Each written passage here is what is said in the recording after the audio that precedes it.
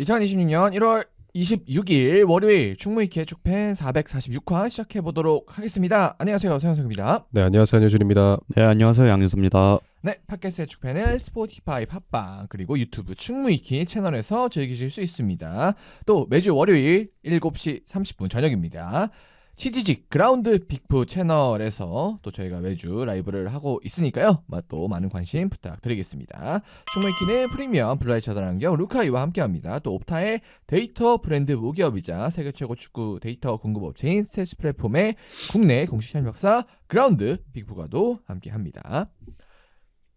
일단은 저희 또 말씀을 드려야 될 게 치지직 저희가 매주 또 라이브 방송도 하고 있고 그리고 치지직에서 했던 몇몇 이제 같이 보기 뭐 이런 것도 경기들 네. 생방송 했었고 뭐 그리고 더 예전으로 가면은 저희가 뭐 너무 예전이긴 합니다만 뭐 이 채널은 아닌데 그라운드 빅풋 채널은 아닌데 그라운드 빅풋이랑 하기 전에도 이제 뭐 저희 자체적으로도 뭐 유튜브 라이브나 이렇게 네. 해가지고 뭐 월드컵이라든가 아시안컵 뭐 이렇게 해서 하기도 했는데 그래서 그라운드 빅풋이랑 이제 한 이후도 그라운드 굳이 이제 저희가 채널을 바꿨거든요. 혹시나 이제 계속해서 모르시는 분도 있을 수 있어서 말씀을 드리는데 그래서 그라운드 빅풋이라는 채널로 그러니까 충무이키나 해축팬이 아니라 네네. 치지직은 그라운드 빅풋이라는 채널에서 진행을 하고 또 저희가 그라운드 빅풋에서 150 또 팔로우를 달성을 했기 때문에 아마 이제 이거는 또 그라운드 빅풋 쪽과 얘기를 해봐야겠지만 프로회원 전환이 또 가능해가지고 또 여러 가지 또 다양한 것들을 더 할 수 있게 됐는데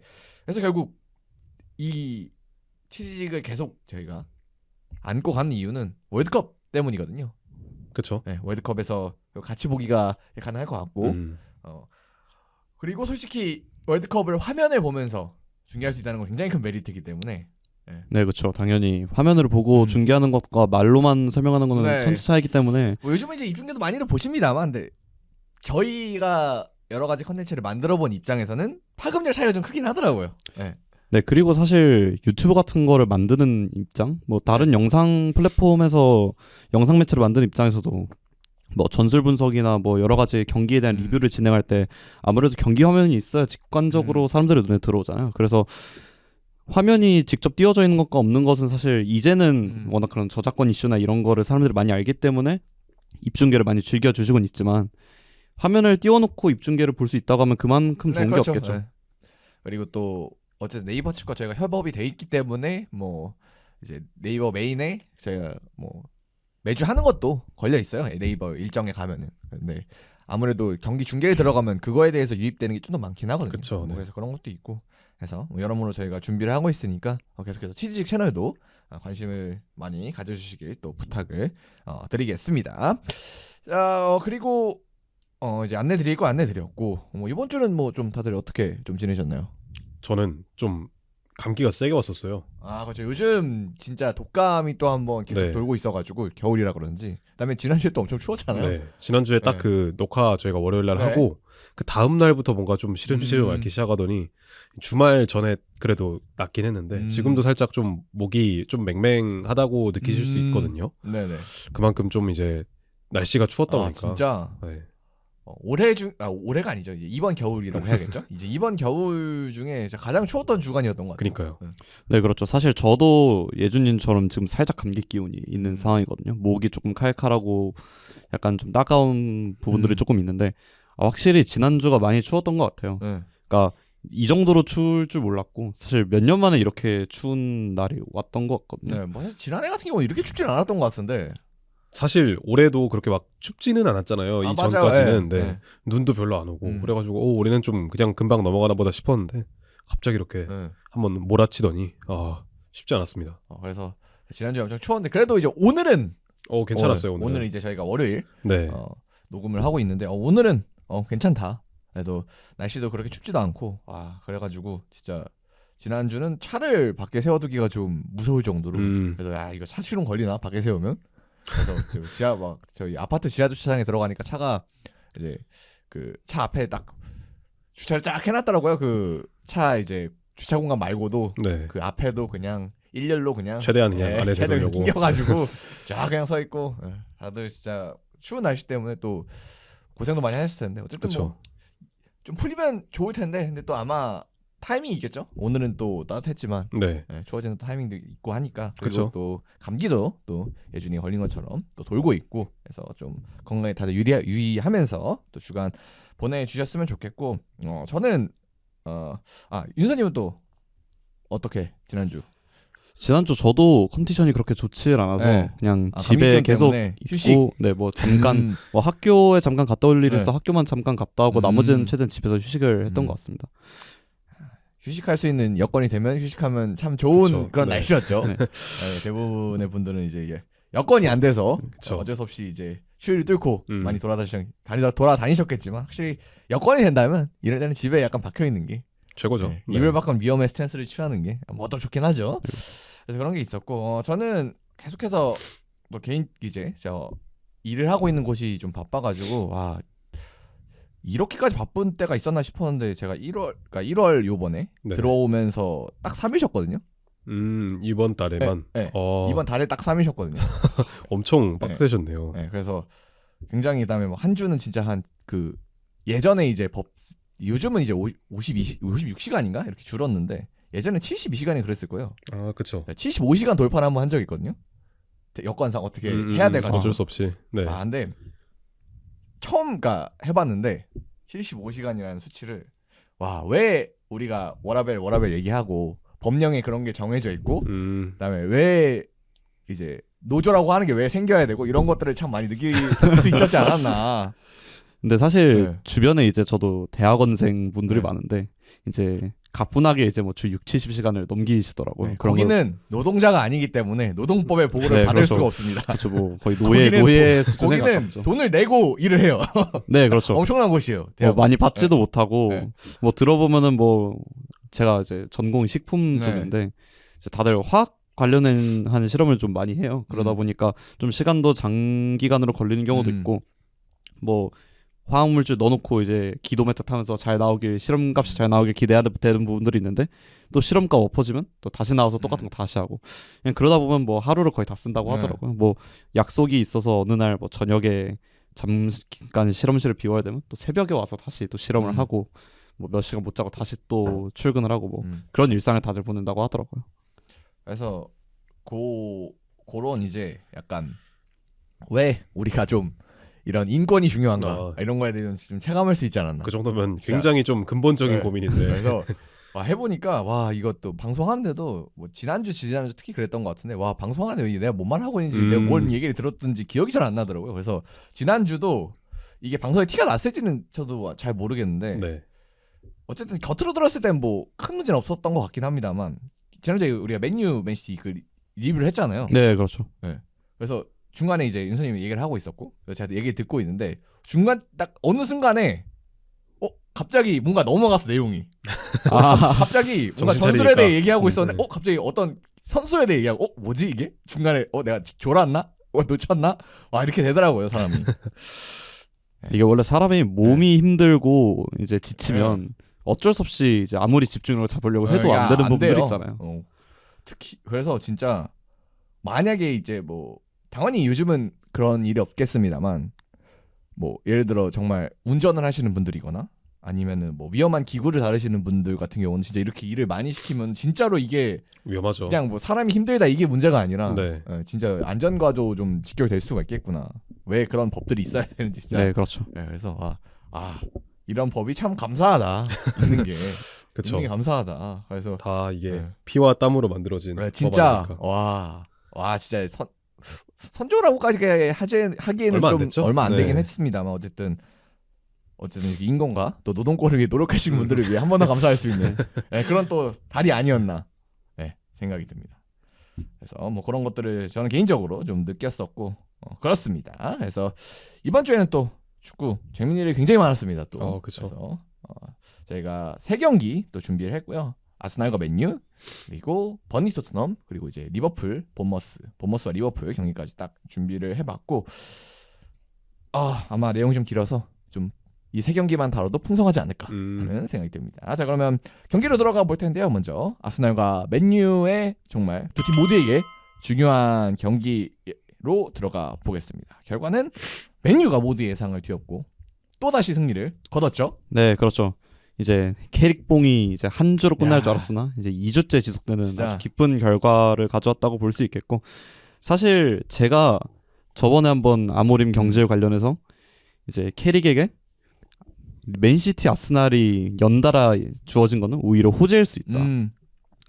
이제 그걸 본인이 결과마저도 승리로 다 가져오면서 진짜 호재를 만들어냈죠. 그러니까 원래 그때 그 얘기는 이제 맨시티 아스날이면 약간 결과가 좋지 않아도 좀 이해해 줄 거니까 팀을 정비할 약간 시간도 있고, 그다음에 결과 내면은 뭐 더 좋은 거고. 네, 그렇죠. 사실 그런 느낌이었는데 그러니까 네. 이기란 얘기가 아니고 처음에는. 네, 그렇죠. 뭐 냉정하게 지금 전력상으로도 맨유가 사실 밀린다고 볼 수 있고, 밀리죠. 예. 네.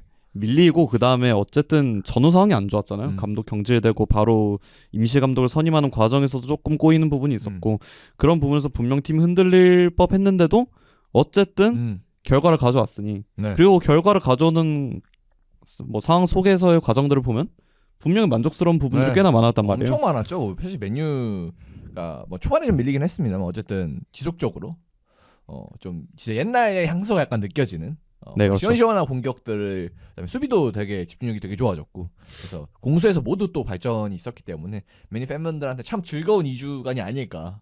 네, 그렇죠. 또 뭐 생각이 듭니다. 물론 이제 뭐 한간에서는 뭐 어쨌든 주도하는 경기를 아직 해내지 못하고 있고, 지금 전력상으로는 이제 탑독의 위치에서 주도권을 완전히 장악하는 게 쉽지는 않고, 사실 주도권을 내주면서 경기를 했다고 봐야 되기 때문에 이런 부분에 있어서는 여전히 팬들이 불만족스러워하시는 부분들이 있을 수는 있겠지만, 근데 사실 지금 상황에서 사실 네. 맨유 맨시티 아니면 아스날 이렇게 주도를 하라는 건 좀 네, 그리고 뭐 너무한 요구긴 하죠. 네, 무조건 주도적인 축구가 막 뭐 정답이고 좋은 축구라고 할 수는 없고, 뭐 그렇죠. 네. 그리고 지금 상황에서는 그런 걸 기대하는 게 사실 어려운데, 어쨌든 상황상. 결과를 가져왔다는 게 가장 큰 수확일 것 같습니다. 그래서 이제 맨유 입장에서 그랬고, 그래서 제가 지금 보니까 딱 보이실지 모르겠는데 마이클 K 자서전이 있어서 네. 가져왔습니다. 이게 조금 나온지는 좀 된 건데, 그래서 뭐 캐릭 감독의 약간 지도자 생활까지는 많이 안 들어가 있어요. 코치할 때 쓴 거라. 그래도 좀 들어가 있나요? 그래서 코치 얘기 뒤에 조금 남아 나올 건데, 그래서 그러니까 거의 이제 선수 은퇴하고 얼마 안 돼서 썼던 걸로 제가 기억을 하거든요. 이 날짜 19년. 네. 초판이 19년이니까 한국 기준입니다. 한국 기준 19년이니까 그러니까 마이클 캐리 코치 경력을 이제 막 쌓을 단계는 아닌. 그래서 이제 뭐 코칭 철학이나 이런 거는 알 수 없지만 이 마이클 캐릭의 약간 아이덴티, 이 사람에 대해서는 좀 알 수 있는 건데, 어쨌든 요 딱 자서전을 딱 눈에 들어와서 요번에 딱 들고 왔는데, 그래서 어쨌든 지금은 뭐 맨유 얘기부터 시작을 했으니까 뭐 끝나고 해도 되는데, 이미 또 이 자서전 얘기 나온 김에 하나 딱 그 첫 페이지의 첫 문구가 엄청 인상적이더라고요. 어떤 거죠? 이거는 이제 뭐 좀 나온 지 된 책이기도 하고, 네. 그리고 이 정도는 좀 소개해드려도 되지 않을까 싶어서 좀 읽어드리려고 싶은데, 딱 첫 페이지의 첫 내용입니다. 이게 마이클 캐리 자서전에서, 나는 맨체스터 유나이티드의 선수로 뛰기만 한 것이 아니다. 나는 맨유를 위해 살았다. 나의 인생 전체가 맨유와 그 주변을 맴돌았다. 무엇을 하든 어디를 가든 맨유는 언제나 나의 심장 속에 있었다. 나는 맨유와 함께한 모든 도전을 즐겼다. 이 위대한 클럽과 함께하는 사람에게 도망칠 수 있는 곳은 어디에도 없다. 이게 시작이거든요. 팬 입장에서는 그래서 아주 진짜 약간 이 뽕이 맨유 차는. 팬의 이 정말 우리가 잊고 있었던 그 십수년 전에 퍼거슨 시절에 그 약간 뽕을 채워주는 딱 그게 딱 첫 페이지 첫 문단에 있는데, 이걸 보면서 캐릭, 물론 이제 솔샤르 때도 이런 얘기 많이 했습니다만, 캐릭도 약간 이 맨유 아이덴티티를 채워줄 수 있는 그런 게 굉장히 이 결과와 더불어져서 굉장히 이게 분위기가 좋다. 이걸 네. 또 느낄 수 있습니다. 그렇죠. 어쨌든 이제 팀이 가장 잘 나갈 때 팀의 문화를 가장 잘 아는 사람이 이제 수습을 하러 들어왔기 때문에 그런 부분에 있어서는 아마 누구보다 가장 잘 알고 있을 거예요. 구단의 문화가 지금까지 어땠고, 뭐 지금이 왜 맨유가 침체기를 겪고 있는지에 대해서도 뭐 그 본인의 생각이 뭐 맞고 틀림을 떠나서 분명 확고한 주관을 가지고 있을 네. 거라고 생각이 든단 말이에요.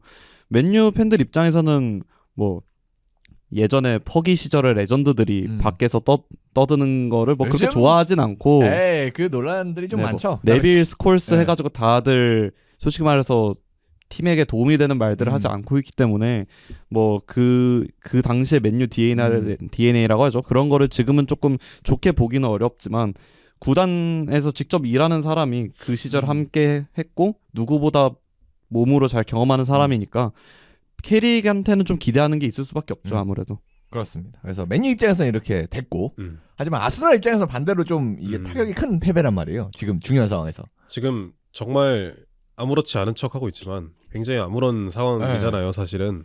물론 이제 아스날이 당연히 한 경기 이상 승점을 앞서 있고 네. 지금도 분명히 우승 경쟁이 있어서 유리한 상황이고 뭐 일정 뭐 하여튼 여러 가지를 고려해도 아스날이 뒤쫓아오고 있는 맨체스터 시티, 뭐 아스톤 빌라 이런 팀들보다는 우위에 있는 건 맞습니다. 그렇죠. 졌음에도 불구하고 그냥 절대적인 승점 차이로만 보면은 어쨌든 간에 아직은 2등이랑 4점 차거든요. 4점이 뭐 한 경기 더 차이 나는 거니까. 그렇죠. 만약에 맨체스터 시티 원정을 진다 하더라도 1점 차를 네. 앞서 있는 상황이라고 볼 수가 있는데 일단 이렇게 가져가는 것부터가 네. 뭔가 지금 좀 마인드가 뭔가 조금 위험한 단어 선택이지만 패배자 의식에 있는 그런 느낌이 든단 말이에요. 그래서 저희가 제목도 이제 패배의 그림자라는 네. 단어가 나왔고 그리고 다른 후보가 하나 있었어요. 근데 그 뭐, 단어는 약간 위험할 것 같다. DNA는 좀 위험할 것 같아서. 그래서 이제 DNA와 이제 그림자 중에 이제 저희가 네. 그림자를 또 선택을 했는데 아무래도 좀 DNA 좀 자극적이라서. 그렇죠. 근데 문제는 아스날이 현재 3시즌 연속 2등이죠. 2위를 하고 있고. 네. 그리고 이제 요번에 뭐 그렇게 되면 안 되겠지만 아스날 팬분들 입장에서는 4시즌 연속이 된다면 사실 DNA가 안 나올 수가 없지 않을까. 그래서 좀 아스날 선수단도 그렇고 뭐 아르테타 감독도 그렇고 많이 이 경기를 보고 각성을 많이 해야 되지 않을까. 그렇죠. 네, 진짜 그래서 아스날 입장에서는 진짜 좀 위기의식을 크게 가져야 되고 진짜 이게 마지막 기회일 수도 있어요. 이게 한 경기 더 미끄러지면은 정말 기회가 없을 수도 있기 때문에 정말 아스날이 좀 각성해야 되는 또 그런 결과가 나오게 됐습니다. 그래서 이제 뭐 요거 결과에 대한 얘기 좀 해봤고 이제 내용적으로 좀 들어가 보도록 할 텐데요. 아스날이 2대3으로 뭐 맨유에게 패배를 홈에서 또 했고 그래서 뭐 여러 가지 뭐 주도권도 잡았고 뭐 초반부터 앞서 나갔고 이런 점들이 있었습니다만 결국은 이제 이게 참 어려운 것 같아요. 축구가 솔직히 전 초반 한 20분 동안에는 이거는 맨유가 안 되겠다라는 생각밖에 안 들긴 했거든요. 그거는 아마 많은 팬들이 다 그렇게 느꼈을 겁니다. 이 경기를 보신 팬들이라면. 솔직히 말해서 아무것도 못했죠. 맨유가. 전진도 어려워했고 그냥 볼을 잡고 롱볼을 차고 그 다음에 소유권을 뺏기면 다시 이제 얻어맞고 그러면 코너킥 나오고 또 코너킥에서 맞고 또 걷어내봤자 다시 또 소유권이 넘어가는 되게 답답한 흐름이었어요. 맨유 팬들 입장에서는.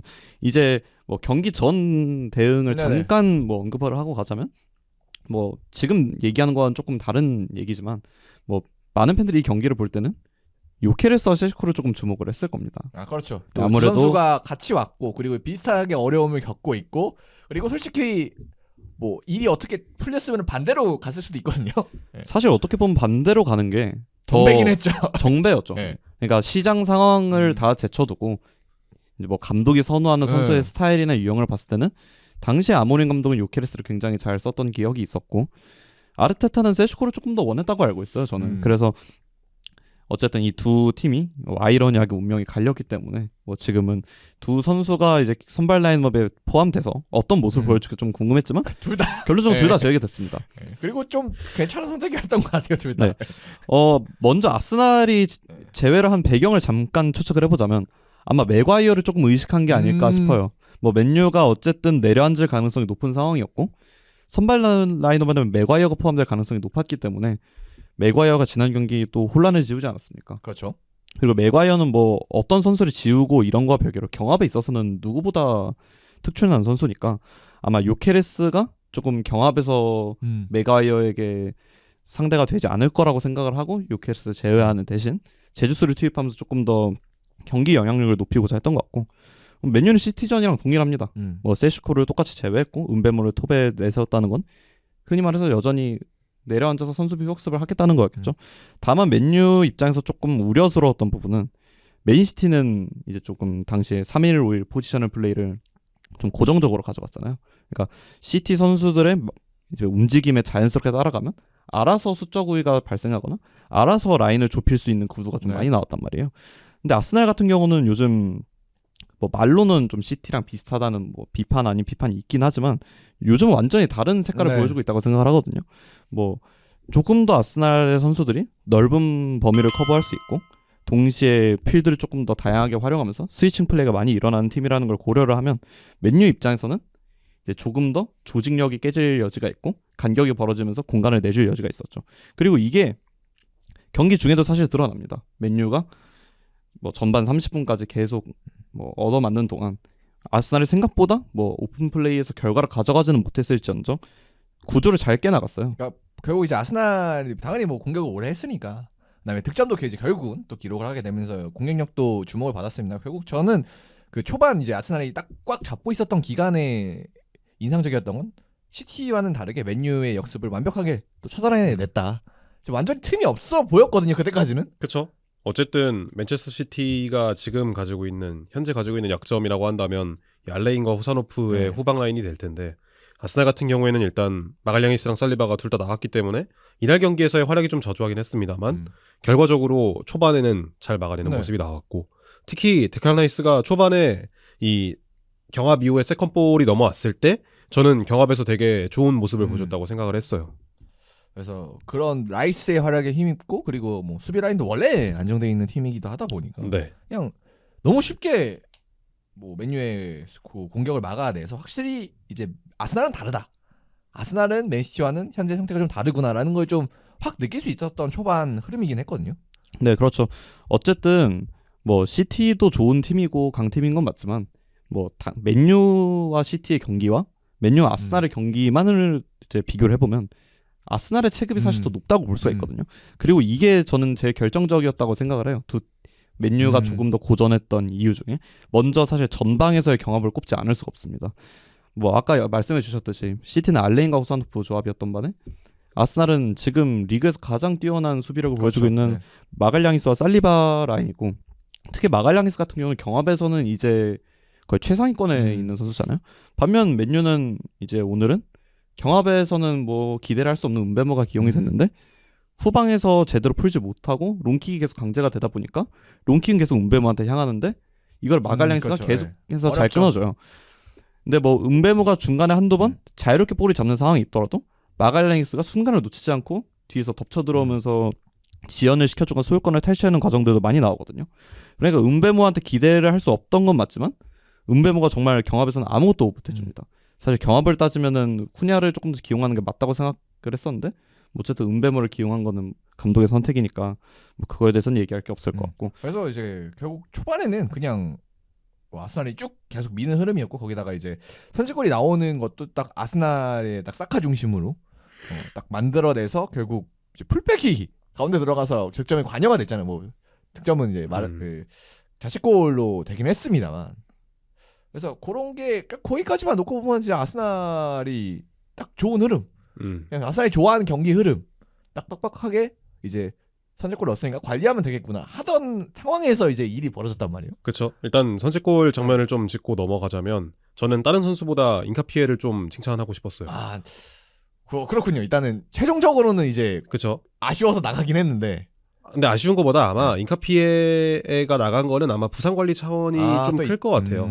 이번에 좀 무리해서 복귀를 했고 그리고 팀버를 좌측 사이드백으로 돌리면서까지 교체를 한 거는 아무리 봐도 아마 인카피에 부상 아니면은 체력 관리 이슈가 있지 않을까라고 생각을 하는데 어쨌든 그 득점 장면부터 좀 다시 짚어보자면 아스날이 계속해서 좋은 모습을 보여주고 있음에도 맨체스터 유나이티드의 수비진을 뚫어내지 못한 거는 어쨌든 한정된 공간에서 무언가를 만들어내기 어려웠다는 점에 있었거든요. 그거는 사실 맨유가 뭐 지난 경기 맨시티 이전은 똑같았지만 그냥 사실 윙어도 거의 윙백이잖아요. 그쵸. 지금 상태가. 네, 그렇죠. 네, 도르구랑 또 아마디알로였으니까.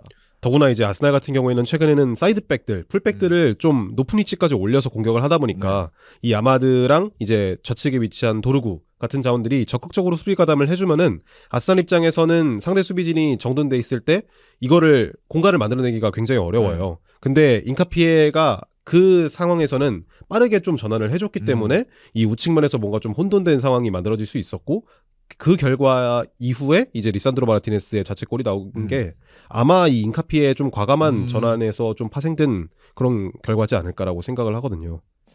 그래서 딱 그 사카의 정말 싱크빅한 패스도 좋았고. 아, 네. 그리고 슈팅은 뭐 이제 맞고 들어간 거는 약간 행운이 섞이긴 했지만. 그렇죠. 어쨌든 그런 과정들 자체가 아스날이 잘 만들어줬기 때문에. 그래서 딱 이제 맨유 입장에서는 이거 안 된다. 수비 열심히 했는데 딱 거기서 딱 끈이 풀어지는 순간이 될 수도 있었는데. 근데 이게 참 아이러니한 게 이 끈이 풀어진 게 맨유가 되지 않고 아스날이 또 끈이 바로 풀어졌단 말이에요. 그렇죠. 그 선제골을 넣고. 이제 저도 아스날의 첫 골을 보면서 속으로 아 이거 못 이긴다. 그러니까 못 이긴다가 아니라 진짜 비기면 다행이고 약간 정배는 지는 거다라고 생각을 그러니까 아스날이 했었거든요. 강하다는 생각밖에 들 수가 없었어요. 그 딱 그 시간에는. 네, 사실 아스날이 골 장면에서 뭐 인카피가 좋은 전화를 했고 뭐 이후에 어쨌든 팀버가 뭐 리산드르 자책골로 네. 기록이 됐지만 뭐 외대고르를 거쳐서 팀버가 네. 어쨌든 골을 성공시켰고 근데 그 과정 자체가 뭐 엄청 뛰어났다라고 보기는 어렵거든요. 그 그렇죠. 골 중간 장면 순간에 약간 센스? 네. 뭐 그런 게좀 골 장면 자체 퀄리티가 음. 엄청 막 잘 만들어서 썰어놓고 간격을 벌려놓고 집어넣었다기보다는 어떻게 약간 우겨넣은 여지가 조금 있단 말이에요. 근데 사실 저는 이런 면이 강팀한테 가장 중요한 요소 중에 하나로 생각을 하거든요. 그렇죠. 결국 경기를 계속해서 가둬놓고 팼고 그 상황에서 뭐 명확한 오픈 플레이나 명확한 찬스가 나오지 않았음에도 어쨌든 골을 만들어낼 수 있다는 거. 심지어 아스날은 뭐 주 득점원이 조금 부재한 상황임에도 이런 상황들에서 혼전을 이겨내고 골을 만들어낼 수 있다는 거. 이게 저는 강팀의 가장 큰 조건이라고 생각하는데 그래서 저는 이날 경기가 아 진짜 쉽지 않겠구나라고 생각을 했었습니다.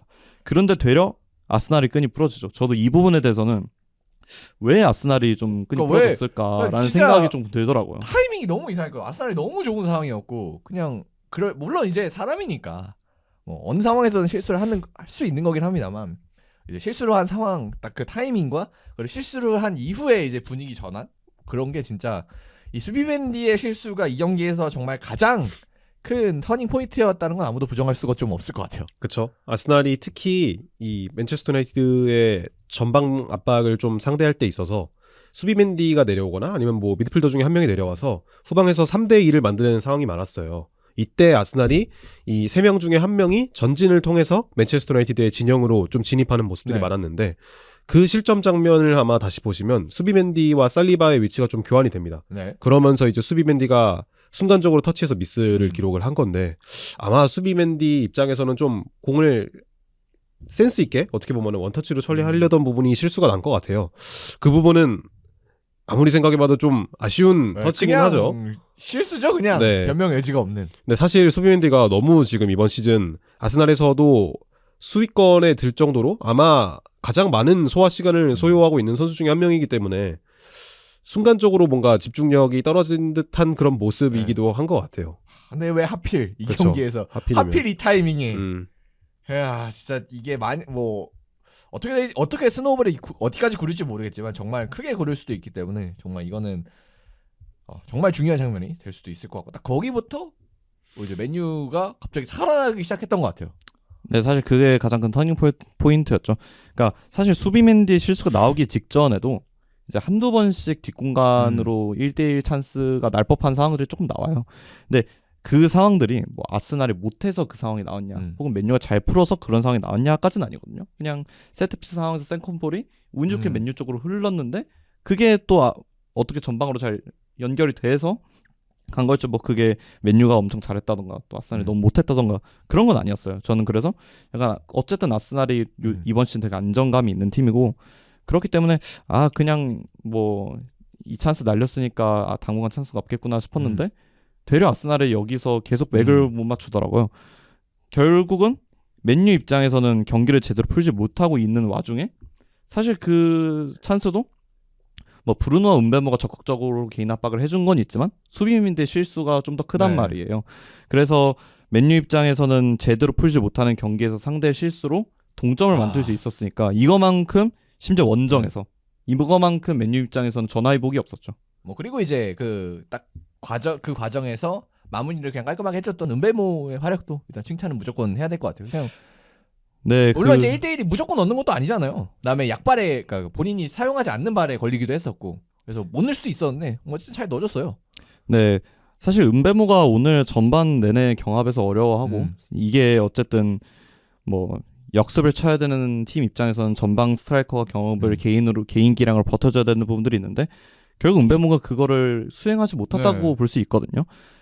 근데 어쨌든 본인이 골로 증명을 했으니까 사실 어떻게 보면 캐릭 감독이 이런 면 때문에 은베모를 기용했을 수도 있을 것 같아요. 다른 선수들에 비해서 조금 더 박스 안에서 침착하고 조금 더 깔끔한 마무리를 할 수 있는 선수. 결국 그게 상대의 미스를 놓치지 않고 넣는 모습들이 나왔고 특히 맨유 입장에서는 지난 시즌에 상대의 미스가 나온 상황에서도 완벽한 그렇죠. 선수를 지난 시즌에 뭐 사실 결정력이 가장 큰 맨유의 문제였다고 볼 수도 있겠죠. 네, 지난 그렇죠. 시즌에. 물론 그 은베모의 찬스가 사실 못 넣으면 안 되는 거긴 해. 것도 맞습니다. 그건 맞는데. 하지만 맨유는 지난 시즌 네. 못 넣으면 안 되는 것도 네. 많이 못 넣었거든요. 그렇죠. 그런 거를 고려를 음. 해보면 이제 이 선수를 왜 데려왔는지 음. 물론 경기력 자체는 이 선수에게 아쉬움이 남을지언정 이 선수가 결국 이런 큰 경기에서 한 방을 보여주길 기대하고 데려온 거란 말이에요. 공격수니까 사실 넣으면 되죠. 네. 그래서 결국 맨유는 뭐 영입생의 효과도 볼 수 있었고 상대의 미스도 놓치지 않으면서 경기를 동점으로 끌고 왔었으니까 이보다 좋은 전반전 마무리가 없었죠. 그리고 이제 맨유 입장에서는 딱 그 이 득점 하고 그리고 이제 후반 초반 막 되면서 뭐 그냥 단순히 뭐 그냥 분위기가 올랐다 이런 것보다도 그냥 진짜 뭔가 전술 자체가 바뀐 것처럼 공이 되게 잘 나왔단 말이에요. 원래는 잘 못 나왔었는데. 네, 그렇죠. 그러니까 이날 맨유는 사실 빌드업의 모든 시작과 전개의 모든 시작은 네. 리산드로의 발끝에서 시작을 합니다. 그러니까 이게 전반부터 내내 나와요. 선수들이 무조건 일단 리산드로한테 공을 연결을 하고 거기서 리산드로가 조율을 시작을 해요. 근데 아스날이 전반에 맨유를 잘 가둬뒀던 점이 결국 리산드로가 볼을 잡았을 때 리산드로 기준으로 선택지를 잘 제거를 해주고 리산드로 볼 처리를 조금 끄는 순간 압박을 나와줄 때 바로 데인바워가 들어가면서 리산드로에게 모든 선택지를 없애준단 말이에요. 이 과정에서 리산드로가 본인이 뭔가는 해야겠는데 선택지는 없고 근데 또 리산드로 스타일이 마구잡이로 일단 걷어내는 스타일은 아니잖아요. 그렇죠. 어떻게든 본인이 만들어가고자 하는 성격이기 때문에 거기서 조금 무리를 하다 보니 미스가 한두 번씩 나오기 시작했어요. 그래서 맨유가 이날은 리산드로부터 막히기 시작하니까 어려움을 겪고 있었는데 후반 시작하면서 왜인지 계속 아스날이 그 선택지를 제거하는 측면에서 조금 아쉬웠다고 생각을 해요. 전반에 라이스가 세컨볼을 따주는 면이나 혹은 뭐 외대고로가 순간적으로 튀어나가 줄 때 뒤를 라이스가 봐준다든지 이런 동료 간의 상호작용과 조직력이 굉장히 잘 나타났던 전반전이었는데 후반 시작하자마자는 어떤 분위기의 어수선함이 겹쳤던 것인지 이런 과정들이 잘 안 나오더라고요. 그 과정에서 맨유가 결국 도루구에게 리산드로가 기점을 넣어주는 전진 패스를 공급하고 이후에 도루구와 브루노의 연계 플레이로 인해서 골이 터지죠. 그래서 확실히 뭐 저희가 지금 패스맵 보여드리고 있는데 사실 리산드로랑 맥과이어 두 명 선수는 확실히 리산드로 쪽에서 좀 공이 많이 좀 방출이 됐다. 뭐 이런 거는 좀 확인 정말 여러 군데를 많이 뿌렸네요 패스를. 그러니까 지금 맥과이어 리산드로의 패스맵을 잠깐 비교를 해보시면 일단 기본적으로 화살표 숫자가 결국 패스의 숫자를 의미하는 거잖아요. 더 많죠. 훨씬. 네. 압도적으로 많습니다. 리산드로가. 그리고 이거를 조금 확대해서 자세히 보실 분이 있으실지 모르겠지만 자세히 보시면 앞선으로 나아가는 전진 패스의 비율이 리산드로가 굉장히 높아요. 맥과이어는 주로 횡패스? 네, 맥과이어는 보통 횡패스 아니면은 뭐 앞으로 전진 길게. 패스를 하면 앞으로 길게 떨궈주는. 근데 앞으로 길게 떨궈봤자 맨유 입장에서는 경합을 붙어주는 선수가 없다 힘들죠. 보니 패스들이 대부분 다 미스가 나는 경우가 많은데 리산드로 같은 경우는 계속 본인이 잡아두고 틈이 생기자마자 바로바로 뿌려주고 그 패스 퀄리티가 워낙 좋다 보니까 빌드업도 리산드로 위주로 돌아가고 그리고 좀 인상적인 게 센터백인데도 불구하고 좀 앞선에서 하는 패스가 좀 많네요 리산드로가. 네 그렇죠. 그러니까 지금 맨유 같은 경우는 3선이 카세미로와 마이누 사실 두 선수 다 전진 패스에서는 이점을 보여줄 수 없는 선수죠.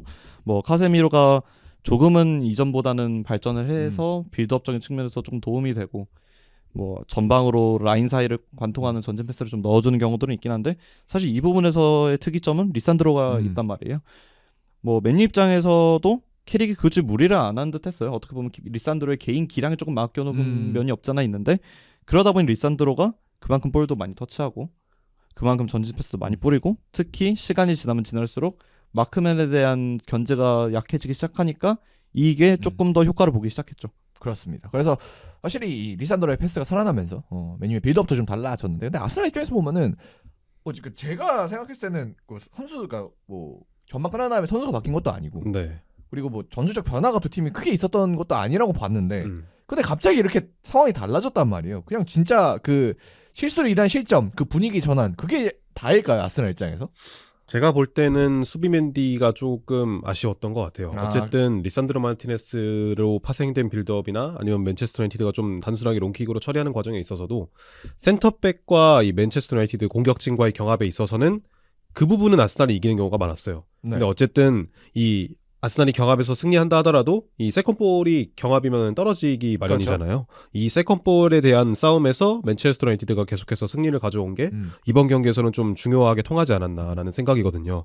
특히 수비 맨디가 이 부분에서 좀 아쉬웠고 데클란 라이스도 초반 이후에는 굉장히 좀 자리를 못 잡는 듯한 느낌이었고 이후에 교체로 들어왔던 미켈 메리노도 이 세컨볼 싸움에서는 계속 패배를 했기 때문에 이 맨체스터 유나이티드가 계속해서 수비진 앞에서 아스날의 수비진 앞에서 공을 잡을 수 있었고 여기서 시도했던 과감한 시도들이 다 결국에는 득점으로 전환이 됐잖아요. 그래서 진짜 이게 아스날은 뭐 전술적으로 뭐 이랬다 저랬다 보다도 진짜 그 약간 수비맨 실수로부터 시작되는 약간 분위기, 네. 어두운 그림자 이거를 좀 결국 이겨내지 못한 게 아닌가. 결국에는 수비맨디가 되게 어둥지둥하다 보니까 네. 이른 시간에 수비맨디를 빼줬어요. 그리고 나갈 때도 되게 아쉬워 보이더라고요. 그쵸. 자세나 표정이나 이런 게. 네. 그래서 이제 라이스가 6번으로 가고 미켈 메리노가 데클란 라이스의 자리로 갔었는데 결국에는 이 마지막에 쿠냐의 실점 장면에서 보면은 라이스가 조금은 성급하게 자리를 비우다가 쿠냐에게 좀 슈팅 찬스를 허용한 것처럼 나오잖아요. 이 장면도 어떻게 보면은 데클란 라이스가 평소에는 좌측 미드필더로 출전을 하기 때문에 어떻게 보면은 자신의 위치를 조금은 망각한 채 전진을 하다가 쿠냐에게 공간을 허용한 거란 말이에요. 그런 부분을 본다면 아무래도 아스날의 세컨볼에 대한 대응이 이번 경기에서는 굉장히 좀 아쉬웠다고 볼 수가 있었을 것 같습니다. 뭐 그리고 이제 그런 세컨볼에 대한 대응이 아쉬웠을 때 맨유 입장에서 진짜 기회가 뭐 엄청 많은 것은 아니었는데 정말 기가 막히게 두 번의 찬스를 살려가지고 그래서 이제 결국 맨유의 승리가 만들어졌기 때문에 일단 뭐 그런 부분은 좀 선수 개인의 능력에 좀 집중을 해야겠죠 우리가. 그래서 네, 이제 그렇죠. 도루가 특히 첫 번 그 역전골 처음에 딱 기록을 했을 때 그거는 정말 아무도 예상을 못했던 정말 깜짝 활약. 네, 그렇죠. 그러니까 사실 저는 이거 보면 참 축구 아이러니한 게 저는 전반에 맨유가 30분 동안 밀리는 모습을 보면서 저는 전반 끝나고 도루구와 은베모를 둘 다 교체를 해주는 게 어떨까라는 생각을 조금 했었어요. 그러니까 은베모는 세슈크로 교체를 해주면서 전방에서 경합을 조금 붙어주고 이제 도루구 같은 경우는 쿠냐로 바꿔주면서 조금 더 전방위적인 플레이를 가져갈 수 있는 선수가 필요하다고 생각이 들었거든요. 그리고 뭐 도루구가 이제 수비적으로는 많이 기여를 할 수 있지만 뭐 오늘 같은 경기에서는 쿠냐에게 맡겨도 저는 큰 문제가 없다고 생각을 했어요. 근데 이제 결국은 두 선수가 다 보여줬죠. 그리고 도루구 같은 경우는 무엇보다가 이제 놀라웠던 게 우리가 도루구한테 기대하는 건 결국 직선적으로 측면을 넓게 이제 띄워주고 이때 본인의 피지컬과 운동 능력, 탄력을 이용해서 상대를 스피드에서 압도하는 이런 거를 기대하고 직선적인 빠른 볼 처리를 기대하게 되는 거잖아요. 근데 골 장면을 보면 안쪽으로 들어서 본인이 볼을 받아주고 브루노와 2대1 패스 연계를 이은 중앙에서 슈팅 기회까지. 사실 이건 도루구한테 기대하는 것보다 쿠냐에게 기대하는 게 컸거든요. 그렇죠. 그래서 제가 쿠냐를 조금 더 투입했으면 어땠을까 했고 하지만 도루구가 이제 쿠냐의 뭐 뇌를 이식받은 건지 이제 이거는 어쨌든 진짜 도루가 만들어낸 거죠. 네, 증명했고. 사실 놀라웠죠. 네. 그러니까 예상하지 못한 골이었고 이런 예상하지 못한 기회에서 예상치 못한 선수가 해결을 해주다 보니 맨유 입장에서는 생각보다 분위기를 쉽게 가져올 수가 있었죠. 이건 아스날 입장에서 생각하면 진짜 단순히 그냥 운이 없던 거죠. 그냥 재앙이죠 이거는. 네, 뭐 사실 이런 뭐 사실 도루구이기 때문에 하는 얘기가 아니라 그냥 이런 슈팅 들어가면 뭐 할 말이 없는. 사실 지난 맞대결에도 도루구가 되게 위협적인 슈팅 하나 날린 적이 있었거든요. 네. OT에서 골대 맞춘 슈팅이 하나 있었는데 아마 그때도 그 슈팅이 들어갔으면 맨유가 이겼을 수도 있어요. 네. 근데 이번에는 들어갔죠. 네. 그렇기 때문에 결국에는 맨체스터 유나이티드가 분위기를 더 잡을 수 있었던 건데 그런 어떻게 보면은 감독의 말을 좀 발췌해보자면 마법 같은 순간 이 나오기 때문에 맨체스터 유나이티드가 이번 경기에서만큼은 승리를 거둘 수 있었던 게 아닐까 싶죠. 그래서 그리고 마법이 이제 뭐 뒤에 이제 쿠냐까지 두 개가 터졌기 때문에 결국 진짜 그런 면에 있어서 진짜 맨유 되는 날이었고 특히 도르구가 좀 이번 시즌 아모님 때부터 좀 어려웠어요. 네. 진짜 그 감독한테 개인적으로 진짜 저격을 당하기도 하고 못한다고. 네, 그렇죠. 그래서 그런 점에 있어서 어려움도 많이 있었는데 결국 이제 캐릭 감독 되고 본인의 포지션 그다음에 윙백 솔직히 저는 윙백이랑 윙어를 왔다 갔다 하는 것도 어렵다고 보거든요. 네. 수비랑 공격이랑. 사실 도루구가 이제 레체에서 뛸 때를 잠깐 보면 이제 뭐 레프트백을 뛰는 경우도 있고 라이트 윙을 뛰는 경우도 있고 뭐 라이트백을 보는 경우도 있었어요. 그러니까 물론 경기장에서는 실제로 그렇게 기능하지 않았을 수 있겠지만 포지션 배치상으로는 되게 백과 여러 이제 가지를 돌아다니는 윙을 되게 네. 여러 가지로 돌아다녔던 선수란 말이에요. 사실 그렇기 때문에 저는 도루구한테 윙백으로서 조금 더 기대를 했던 부분이 어쨌든 윙백 같은 경우는 수비적으로도 조금 아쉽지만 공격적으로도 뭔가 조금 다채롭지 못한 선수가 봤을 때 가장 효과를 많이 볼 수 있는 포지션이라고 그렇죠. 생각을 하거든요. 그래서 옛날에 기억으로 돌아가 보면 이제 뭐 빅터 모제스 같은 정말 네. 애매했던 선수가 그 윙백 자리로 가서 그 이제 그 시즌 한정으로는 오른쪽. 네, 대성한 케이스도 있고 해서 네, 사실 뭐 네. 인테르로 따지면 덴젤 둠프리스 선수도 이제 뭐 그렇죠. 풀백으로는 비슷한, 조금 네. 아쉽지만 인자기 감독이 공격적인 측면을 많이 몰아주면서 맹활약을 했던 적도 있죠. 네, 그래서 그렇게 해서 이제 결국 애매했던 선수였는데 결국 요즘 보면은 이제 물론 이제 캐릭 감독이 강팀들을 상대로 수비적인 역할을 많이 이제 주는 윙어의 역할, 약간 특수한 역할을 주면서 이제 도루구가 살아나는 것도 있긴 하지만 어쨌든 그런 상황에서도 공격적으로 보여주니까 지난 경기에 이어서 2경기 연속으로 그래서 그런 점에 있어서 확실히 그냥 뭐 평범한 상황에서 그냥 포워드로 가도 뭐 나쁘지 않겠다 뭐 이런 생각도 들긴 하더라고요. 오히려 윙백으로 놓으면 좀 불안한 것 같고 그러니까 이 4백 시스템 안에서는 그리고 사실 선수 입장에서 뭐 수비 가담을 많이 요구를 받는다고 할지라도 직접적으로 백라인에 들어가는 것과 이제 앞선 그렇죠. 미드필더 예. 라인에서 백라인으로 일시적으로 합류를 해준 거는 사실 저는 차이가 많이 크다고 보거든요. 네. 어쨌든 출발하는 위치가 달라지고 백라인에 무조건 합류를 해야 되는 인원과 간헐적으로 지원을 해주는 선수에 대해서는 책임도 사실 조금 달라지는 다르죠. 부분이 네. 있단 말이에요. 결국 도루구가 뭐 맨시티전도 그렇고 이날 경기도 그렇고 뭐 직접 1대1로 상대 윙어를 묶어놓기보다는 침투에 들어가는 선수들을 끌고 들어가면서 이제 대인마크를 수행하는 경우가 많았던 반면 아모림 체제에서는 백라인에 직접 합류하면서 직접 윙어와 1대1을 맞이하는 경우가 많았어요. 근데 도루구의 체격을 보시면 아시겠지만 이 선수가 되게 장신에다가 거구의 피지컬이란 말이죠. 그러면 사실 윙어하고 1대1로 무조건 붙었을 때 일정 부분 손해를 볼 수밖에 없습니다. 수비에 있어서 그렇죠. 네. 그리고 사실 이날 경기 초반에도 사크한테 굉장히 조금 어려워하는 네. 측면들이 있었어요. 그래서 중간에 보면 캐릭이 아마 마크를 조금 바꿔준 것 같았어요. 도루구를 조금 더 수비 가담 그러니까 대인방어를 조금 시키고 쇼에게 조금 더 사카의 1대1을 묶어주는 이 부분에서 쇼가 조금 잘 막았던 부분도 있었고 그러니까 어쨌든 정리를 해보자면 이 선수에게 조금 잘 맞는 옷을 입혀준 것 같고 특히 아모림 체제에서 도루구가 조금 손해를 봤던 부분은 아모림이 결국 측면 특히 좌측면 윙백에게 넓은 공간을 제공해주지 못했단 말이에요. 그렇죠. 근데 사실 시티전도 그렇고 아스날전도 그렇고 물론 아스날전은 조금 덜한 경향이 없지 않았지만 시티전은 완벽하게 도루구에게 넓은 측면 공간을 부여해주는 경우들이 있었고 뭐 이날은 조금 그런 상황들이 적었기 때문에 도루구의 흔히 우리가 기대하는 폭발적인 신체 능력을 보기는 어려웠지만 다른 면에서 어쨌든 도루구가 보여줬고 본인도 결국 이런 플레이가 나온다는 거는 그간 해왔던 활약에 대한 자신감이 묻어나온다고도 볼 수 있을 것 같아요. 그래서 진짜 도루구가 마법을 만들어줬고 그리고 특히 도루구의 등번호가 13번이고 그리고 이 경기에서 수비의 기여를 굉장히 많이 했고 그리고 아스날 상대로 결정적인 득점을 터뜨렸기 때문에 약간 옛날 생각이 많이 나더라고요. 박정원 선수 생각이. 또 저 브루노 페르난데스가 네. 경기 끝나고 그 발롱 도르구다 해가지고 막 인스타그램에 올리기도 네. 했더라고요. 네, 지금 근데 이 경기는 진짜 그 정도로 시켜 세워줄만 하지 않나. 그렇죠. 네, 뭐 맨유 팬들 사이에서는 이제 뭐 도지성, 아. 뭐 발롱 도르구, 네. 그다음에 뭐 여러 가지 별명들부터 해서 네. 이 선수를 거의 치켜 세우고 있는데 어쨌든 저는 이 선수한테 조금 가장 만족스러운 부분은 저는 애티튜드라고 조금 생각을 하는 편이에요.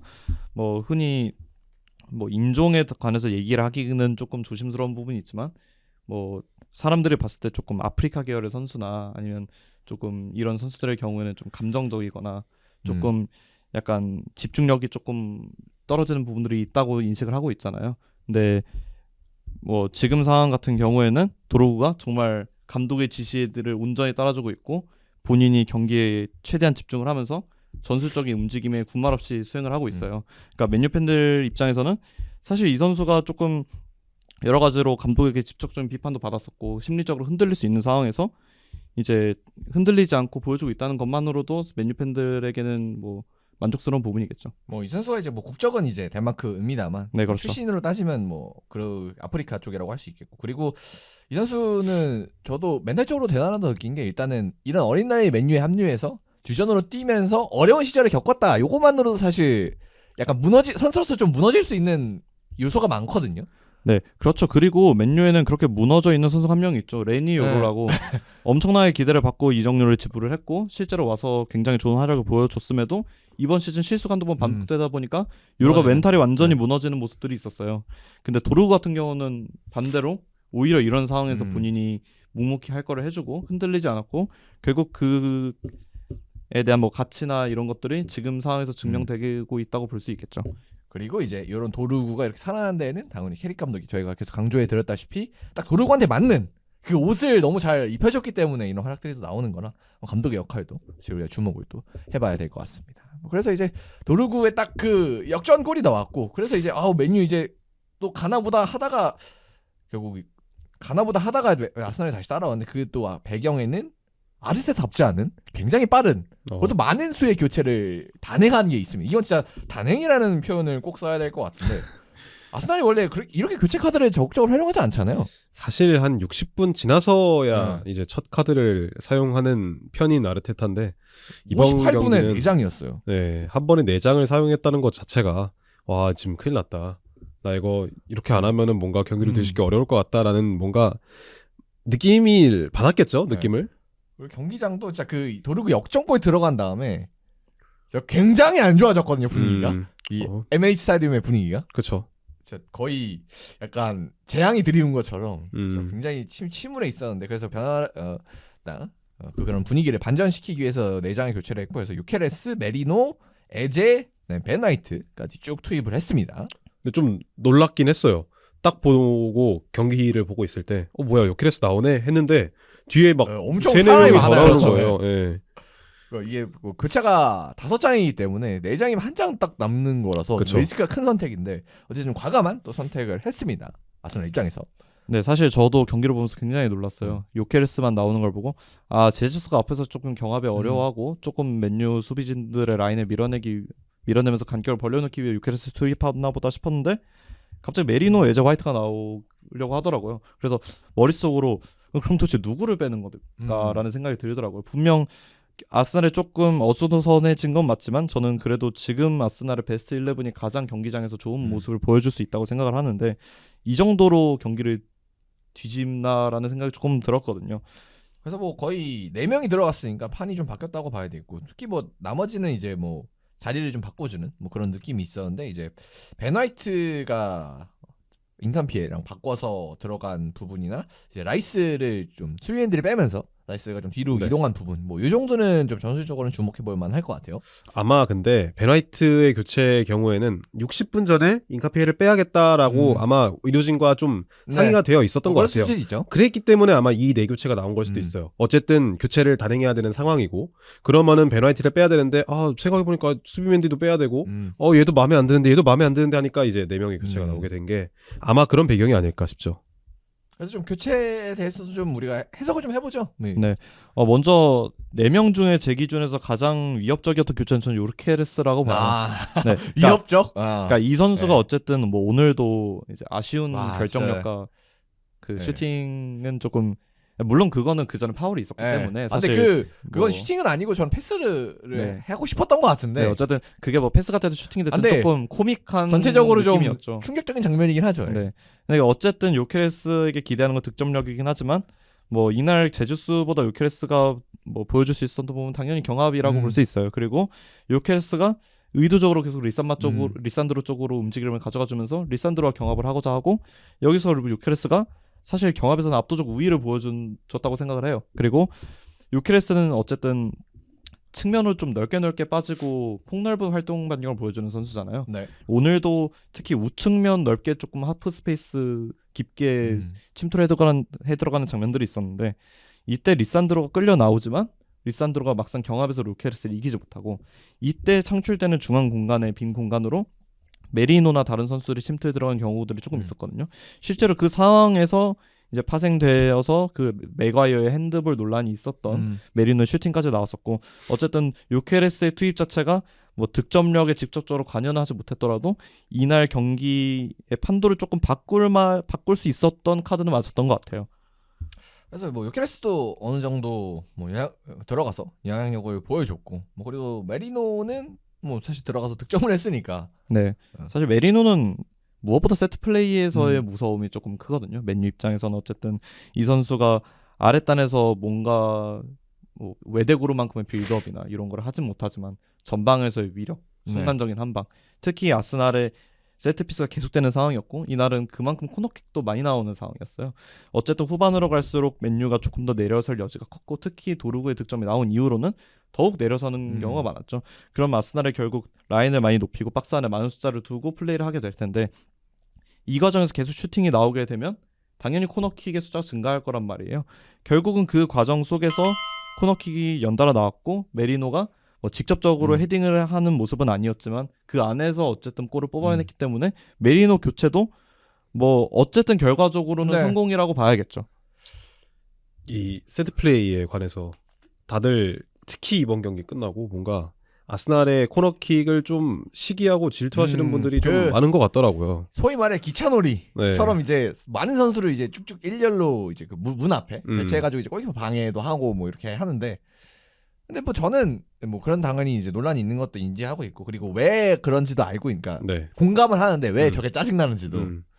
근데 저는 그 심판이 안 불면 안 할 이유가 있나 싶긴 하거든요. 그쵸. 이게 어쨌든 뭐 막 윤리적으로 잘못되고 뭔가 막 축구의 막 역사를 막 어겼고 이런 게 절대 아니잖아요. 결국에는 어쨌든 주어진 내에서의 룰을 굉장히 좀 잘 활용한다라고 볼 수 있을 것 같은데 아무래도 좀 이 부분이 평소에 다가오지 않았던 부분이어서 더 그런 것 같아요. 그리고 그러니까 그런 거가 있어요. 이런 플레이들은 제가 축구 게임을 많이 해서 그런지 모르겠지만 축구 게임에도 그런 게, 그러니까 이 게임이 여러 가지 패치하면서 바뀌면서 네. 그런 것들이 한 번에 나오거든요. 개사기 슈팅들. 아, 그쵸. 어느 지점에서 어떻게 하면 거의 무조건 골. 그러니까 상대 음. 입장에서 대응이 안 되는. 그 막 피파 온라인 네. 2에서 중거리 슛. 그러니까 중거리 네. 슛 아니면은 뭐 최근에 이제 뭐 이거 패치에서 바뀌긴 했습니다만 이제 코너킥 상황에서 막 불러가지고 짧게 차고 바로 뒤로 아, 쭉 길게 넘기면 바로 크로스 올리는. 네, 그렇죠. 그거 무조건 되고 뭐 음. 그런 식으로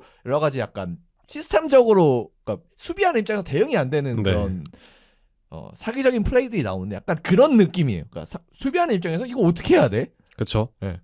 이게 골키퍼 개인이 물론 진짜 오히려 돈나루마처럼 엄청난 능력을 보여주면 어떻게 막을 수도 있겠습니다만 그거는 사실 돈나라만 혼자로는 또 힘들기도 하죠. 네. 뭐 그리고 그러니까 그건 이제 개인 능력으로 어떻게 하라는 거는 너무 변수가 많은 플레이. 그럼 전술적으로 그러니까 세트피스 수비를 하는 입장에서 이걸 어떻게 막아야 되냐라고 했을 때 사실 답을, 그러니까 이번 시즌 한정에서 좀 잘 제시하지 못하는. 그쵸. 다들 그랬었기 때문에 약간 억울한 느낌이 있는 거죠. 이렇게 당하면. 근데 아스날도 이거를 하려고 되게 많이 준비를 했다는 거를 좀 알아주셨으면 좋겠어요. 어쨌든 그랬겠죠? 네, 영입된 선수들만 봐도 뭐 마갈량이스, 살리바부터 해서 되게 경합이 좋은 선수들을 계속해서 영입하고 있단 말이에요. 그리고 코너키커도 엄청 많이 바꿨거든요, 아스날. 그러면서 결국에는 이제 우측에서는 사카, 좌측에서는 라이스가 구도가 정립된 것도 이번 시즌부터고 그런 부분도 아스날이 아무래도 좀 내려앉은 상대를 많이 상대하다 보니까 세트 플레이가 많이 나오게 되고 그럼으로써 이제 얻어내는 코너킥을 어떻게 하면 좀 효율적으로 살릴 수 있을까에 대해서 많이 고민하다가 이런 결과가 나온 건데 이거를 어떻게 보면은 조금 되게 비신사적이고 뭔가 되게 안 좋게 바라보는 분들이 많은 것 같아서 어떻게 보면은 아스날이 굉장히 잘 활용하고 있다. 되게 좋은 것 같다. 아니면은 뭔가 되게 신박하다, 신기하다라고 이야기해도 될 거를 좀 안 좋게 표현되는 부분들이 많은 것 같더라고요. 왜 그렇게 느끼는지는 또 저도 알 것 같아요. 감정적으로는 네. 그런 것들이 공감이 될 거고, 만약에 이제 요런 게 좀 축구가 플레이의 재미, 그러니까 리그의 재미를 좀 떨어뜨린다고 생각하면 아마 심판 쪽에서 다음 시즌에는 그쵸? 그런 거에 대한 네. 좀 제재가 들어가지 않을까 싶긴 합니다. 그래서 아스날이 이번 시즌에 세트피스로 이제 13골, 리그에서만입니다. 13골 기록을 하고 있고, 그래서 거의 이제 최상위권 위치에 있고 오픈 플레이가 20골이니까 이건 비슷하죠 거의. 네.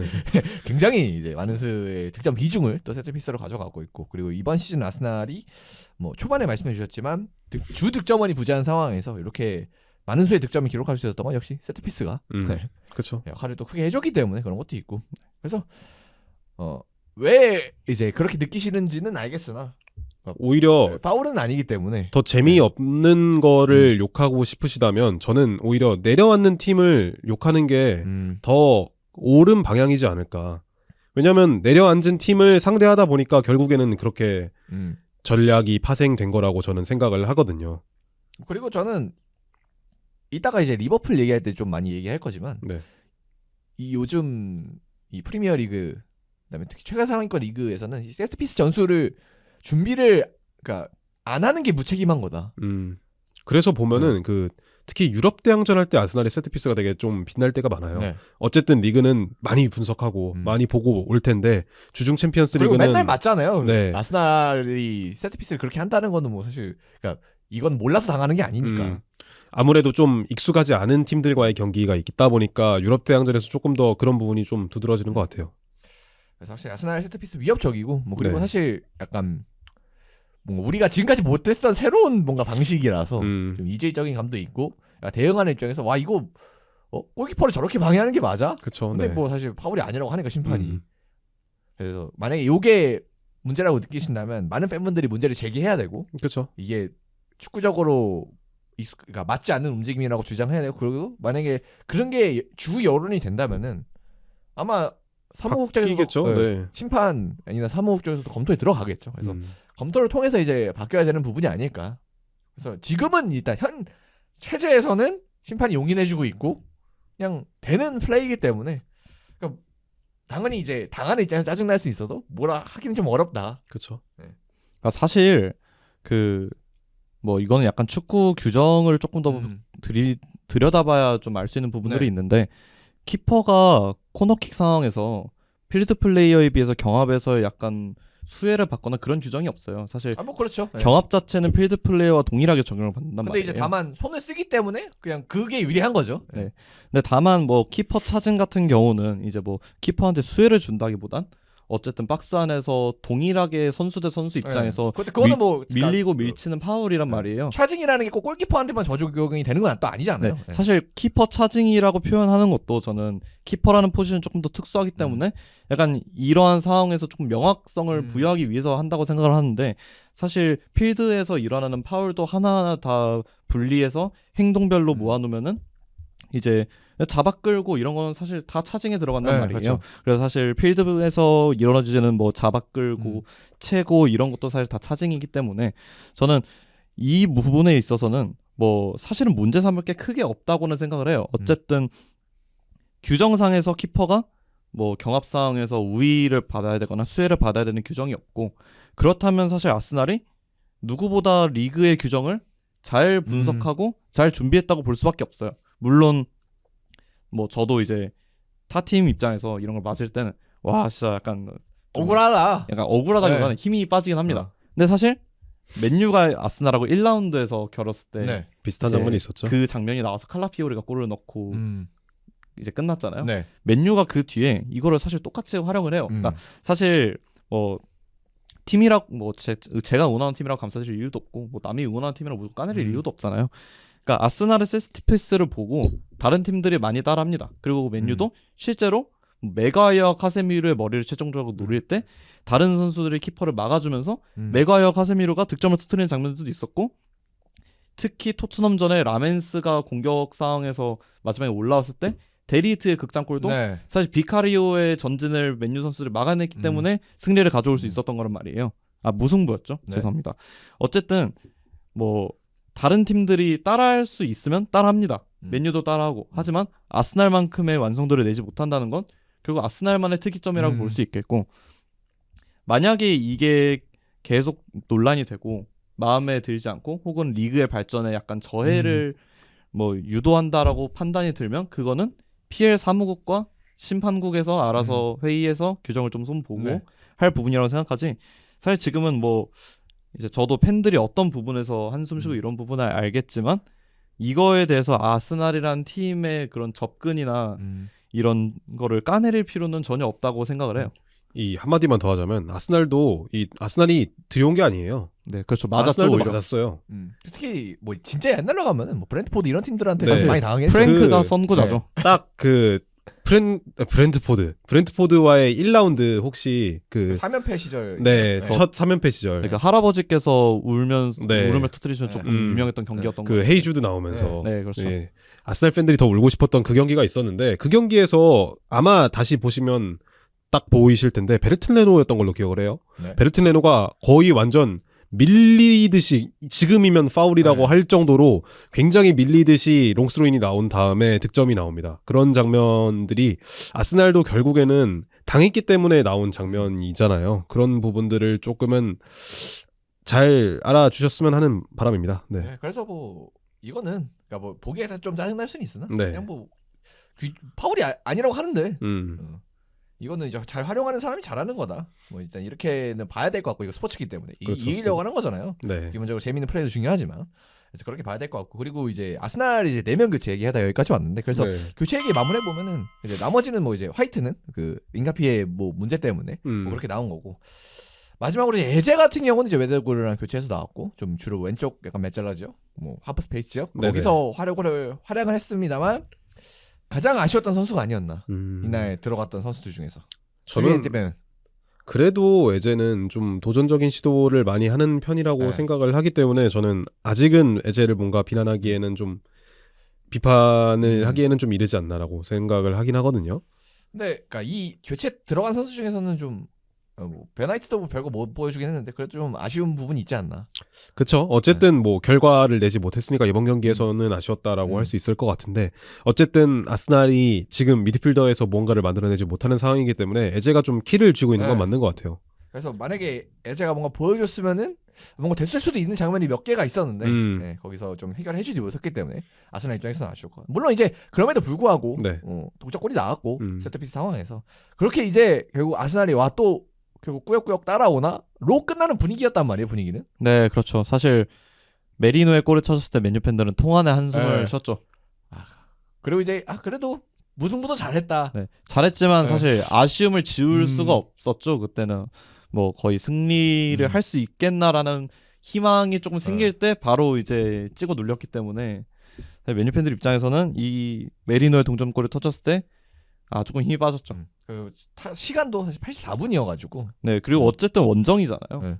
상대가 골을 동점을 만들고 특히 상대 홈이라면 분위기는 상대한테 넘어갈 수밖에 없었어요. 그리고 실제로 뭐 그러긴 했었고. 네. 그래서 후반에는 거의 뭐 맨유도 공격을 이제 많이 했지만 아스날도 이제 그 득점 이후로는 뭐 이기려는 움직임이 있긴 했거든요. 그런데 결국 마지막에는 쿠냐가 결정을 지어주면서 자, 맨유가 또 다시 시작을 해서 거의 올 시즌 본 경기 중에 가장 재밌지 않았나.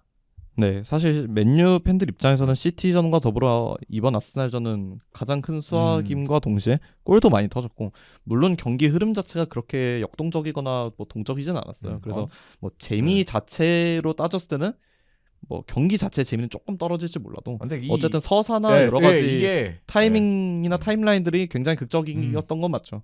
스코어가 나왔던 것 자체가 완전 그 정석적인 펠레 스코어잖아요. 네, 그렇죠. 선제골 나오고 그 선제골 먹힌 팀이 역전한 그 흐름이 굉장히 다이내믹했기 때문에 어쩔 수 없이 좀 재밌었던 것 같아요. 네. 그래서 마지막에 쿠냐의 슈팅은 뭐 라이스가 뭐 아까 말했듯이 아쉬웠던 첫 번째 수비가 있긴 했지만 그냥 그거는 쿠냐의 슈팅이 진짜 엄청나지 않았나 그냥. 사실 맨유 팬들 입장에서 이 골이 되게 만족스러운 이유는 이러려고 쿠냐 데려왔거든요. 그러니까 현질의 맛. 네. 그러니까 현질의 맛이고 사실 쿠냐를 활용하는 방식이 지금처럼 이루어져야 돼요.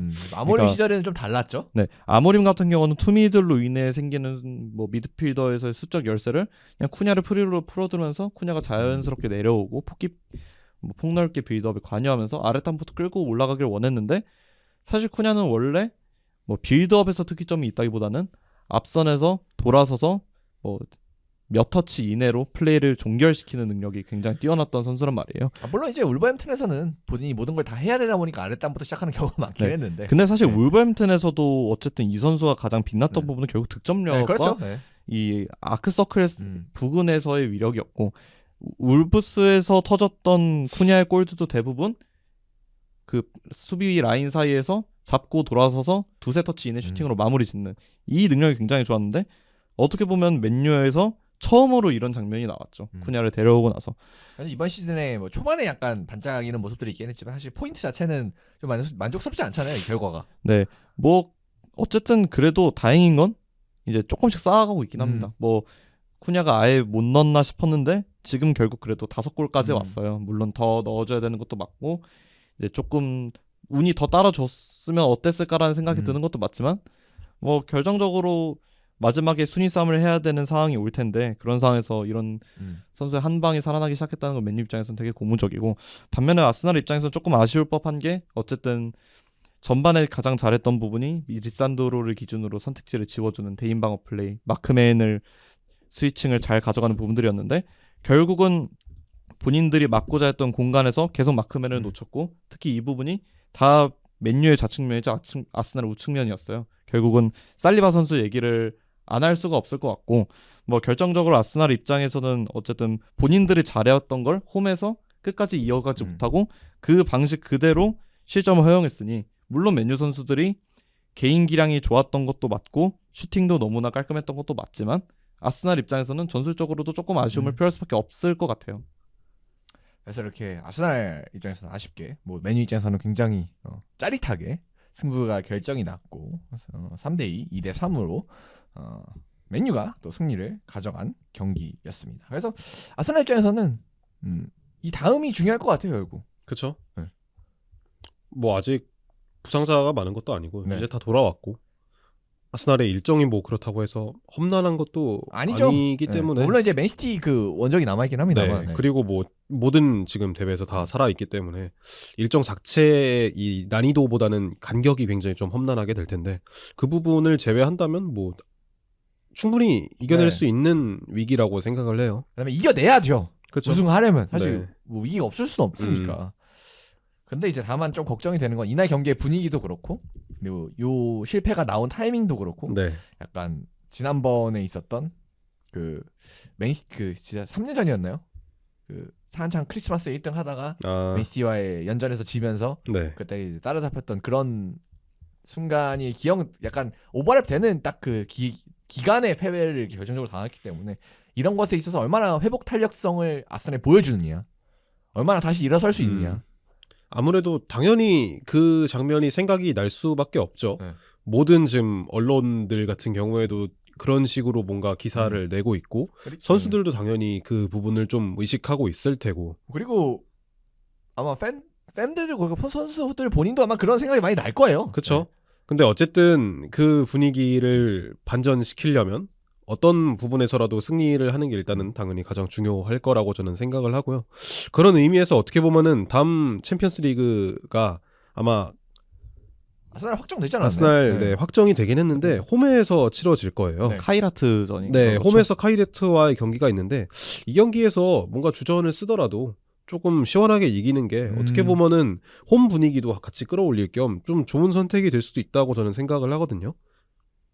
그래서 아스날은 뭐 아직까지 4점으로 앞서 있고 정말 네.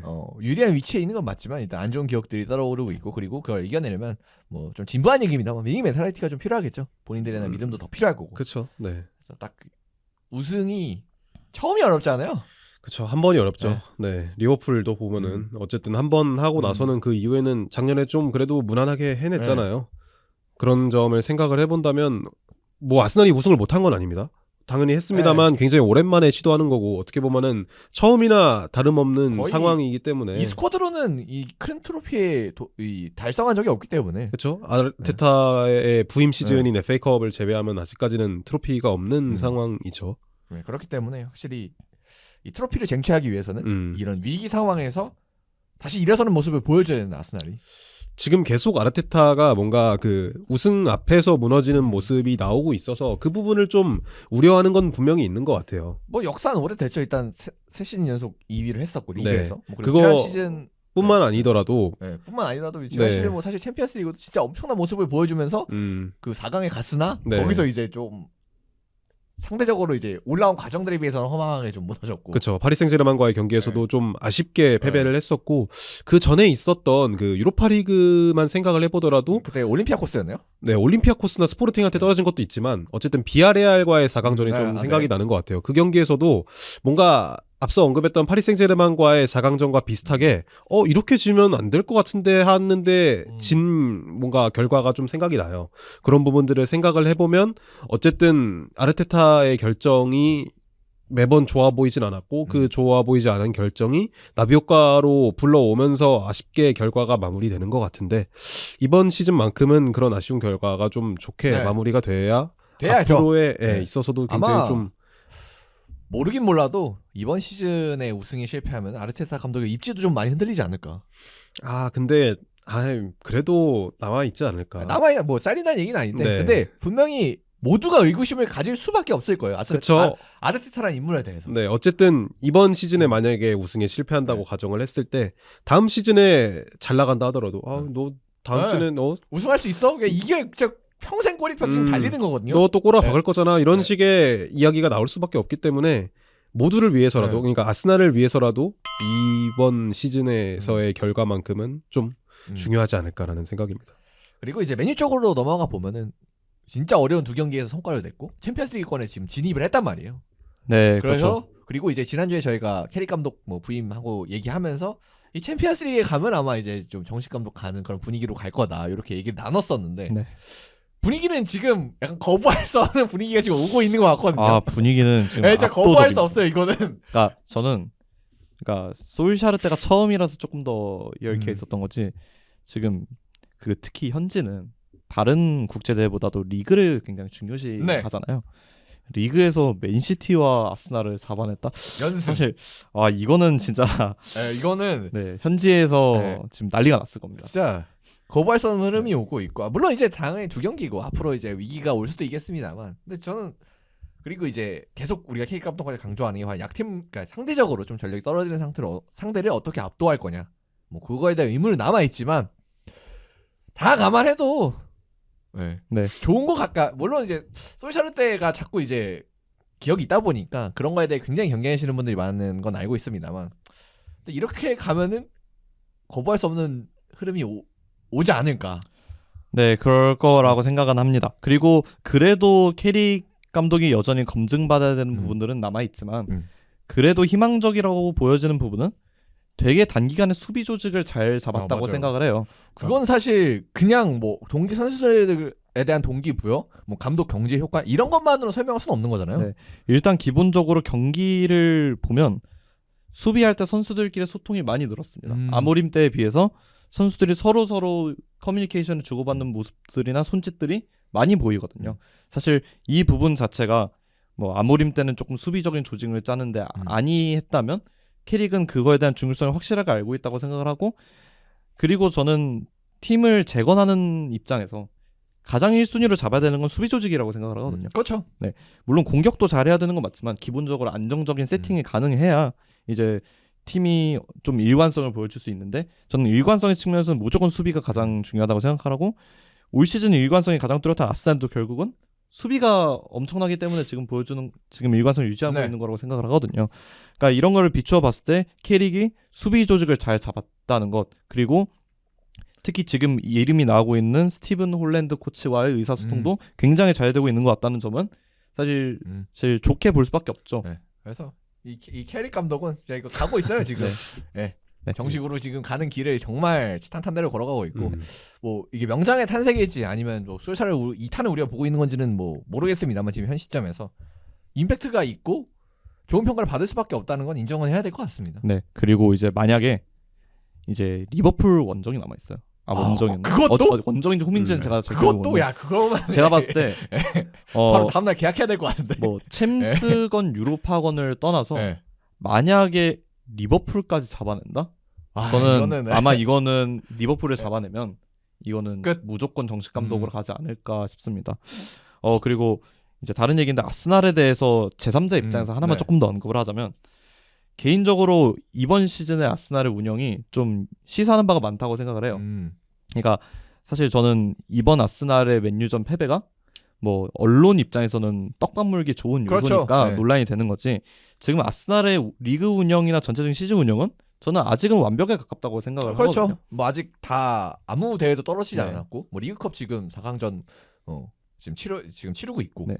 뭐 그리고 챔피언스리그도 이제 16강 갔다고 봐야 될 갔죠? 16강 갔고 확정이죠. 그리고 이제 FA컵 또 이제 남아 있고.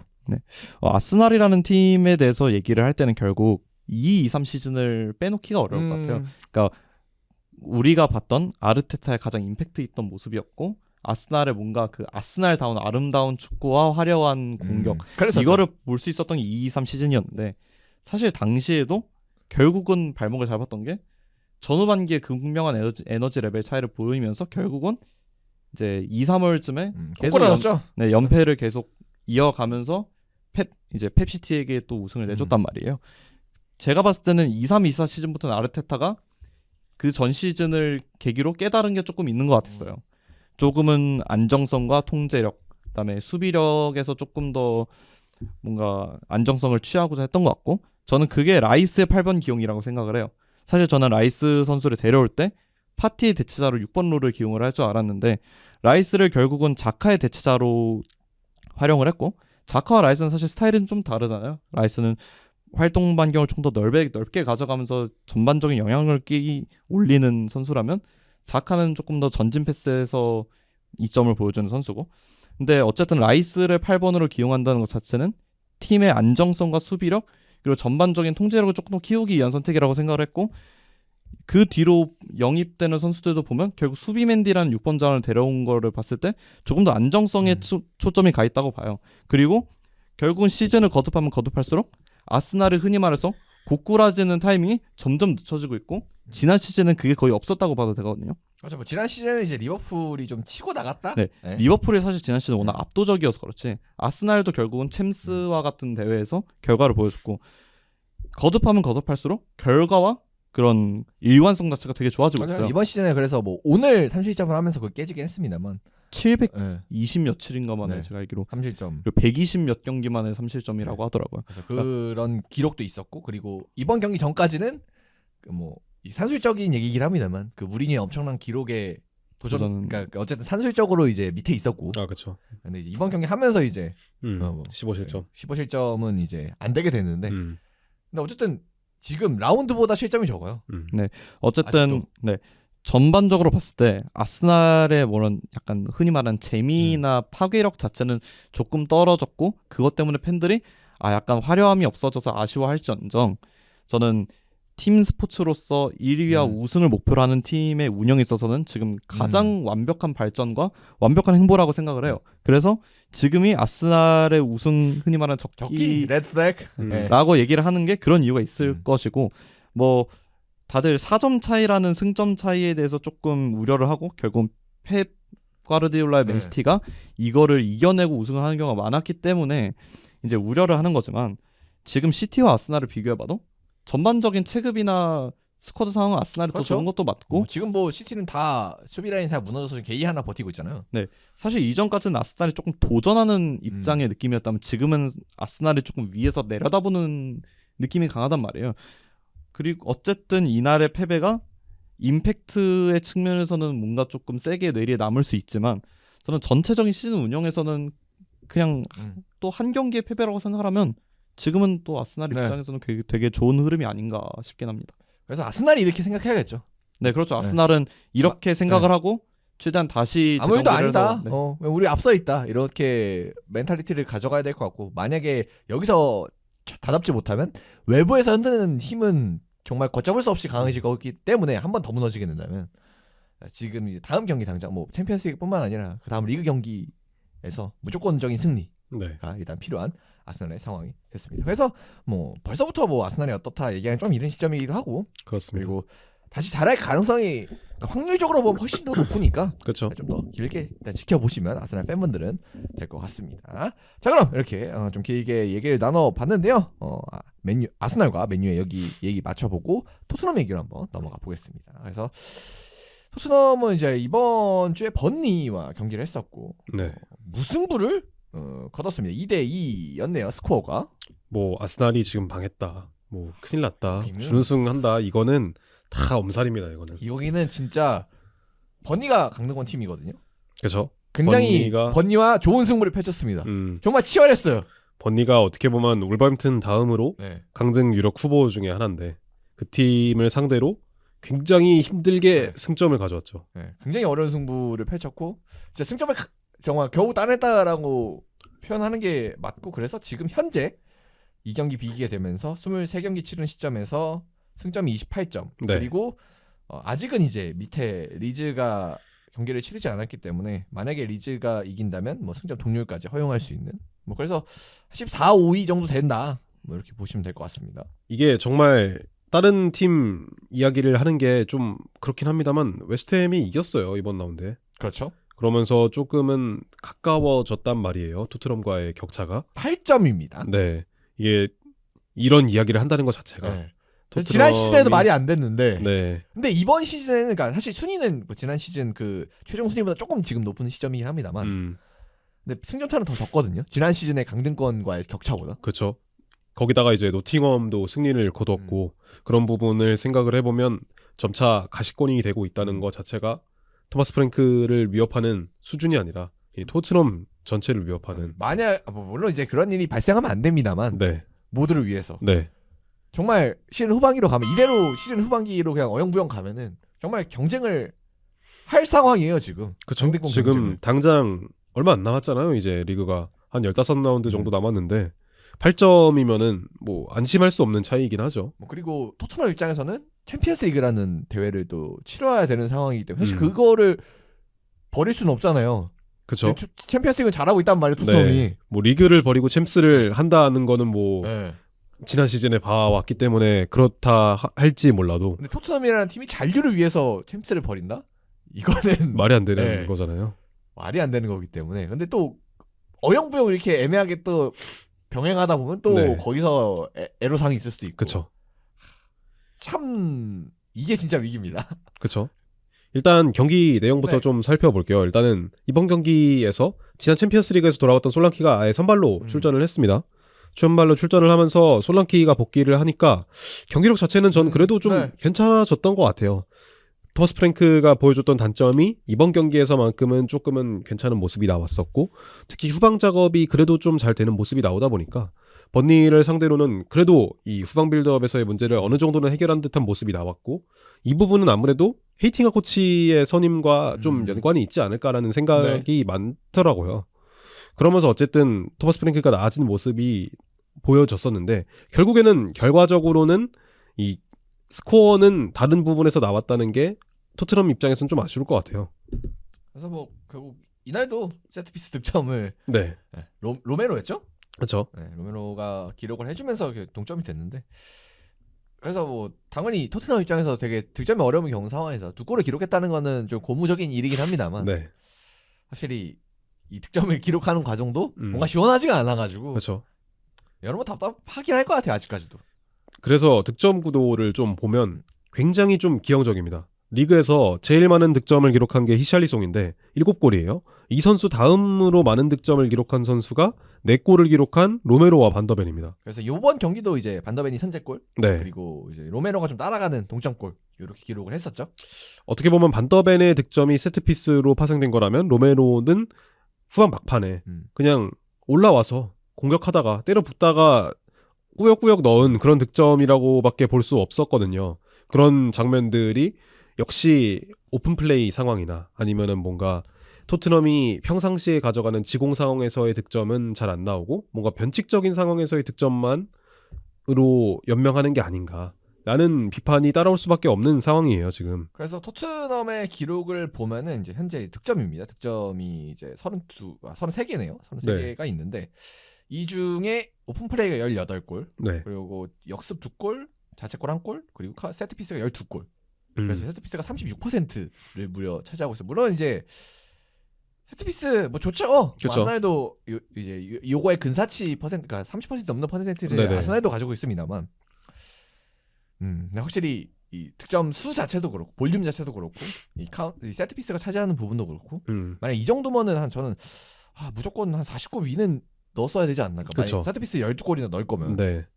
그래서 이번 시즌 토트넘의 좀 득점 루트 같은 거를 생각을 해보면 첫 번째가 이제 세트피스고 두 번째가 그냥 로메로가 올라와서 그냥 생각지 않은 로메로가 여기에 왜 있지? 아니면 뭐 반더벤의 돌파? 네.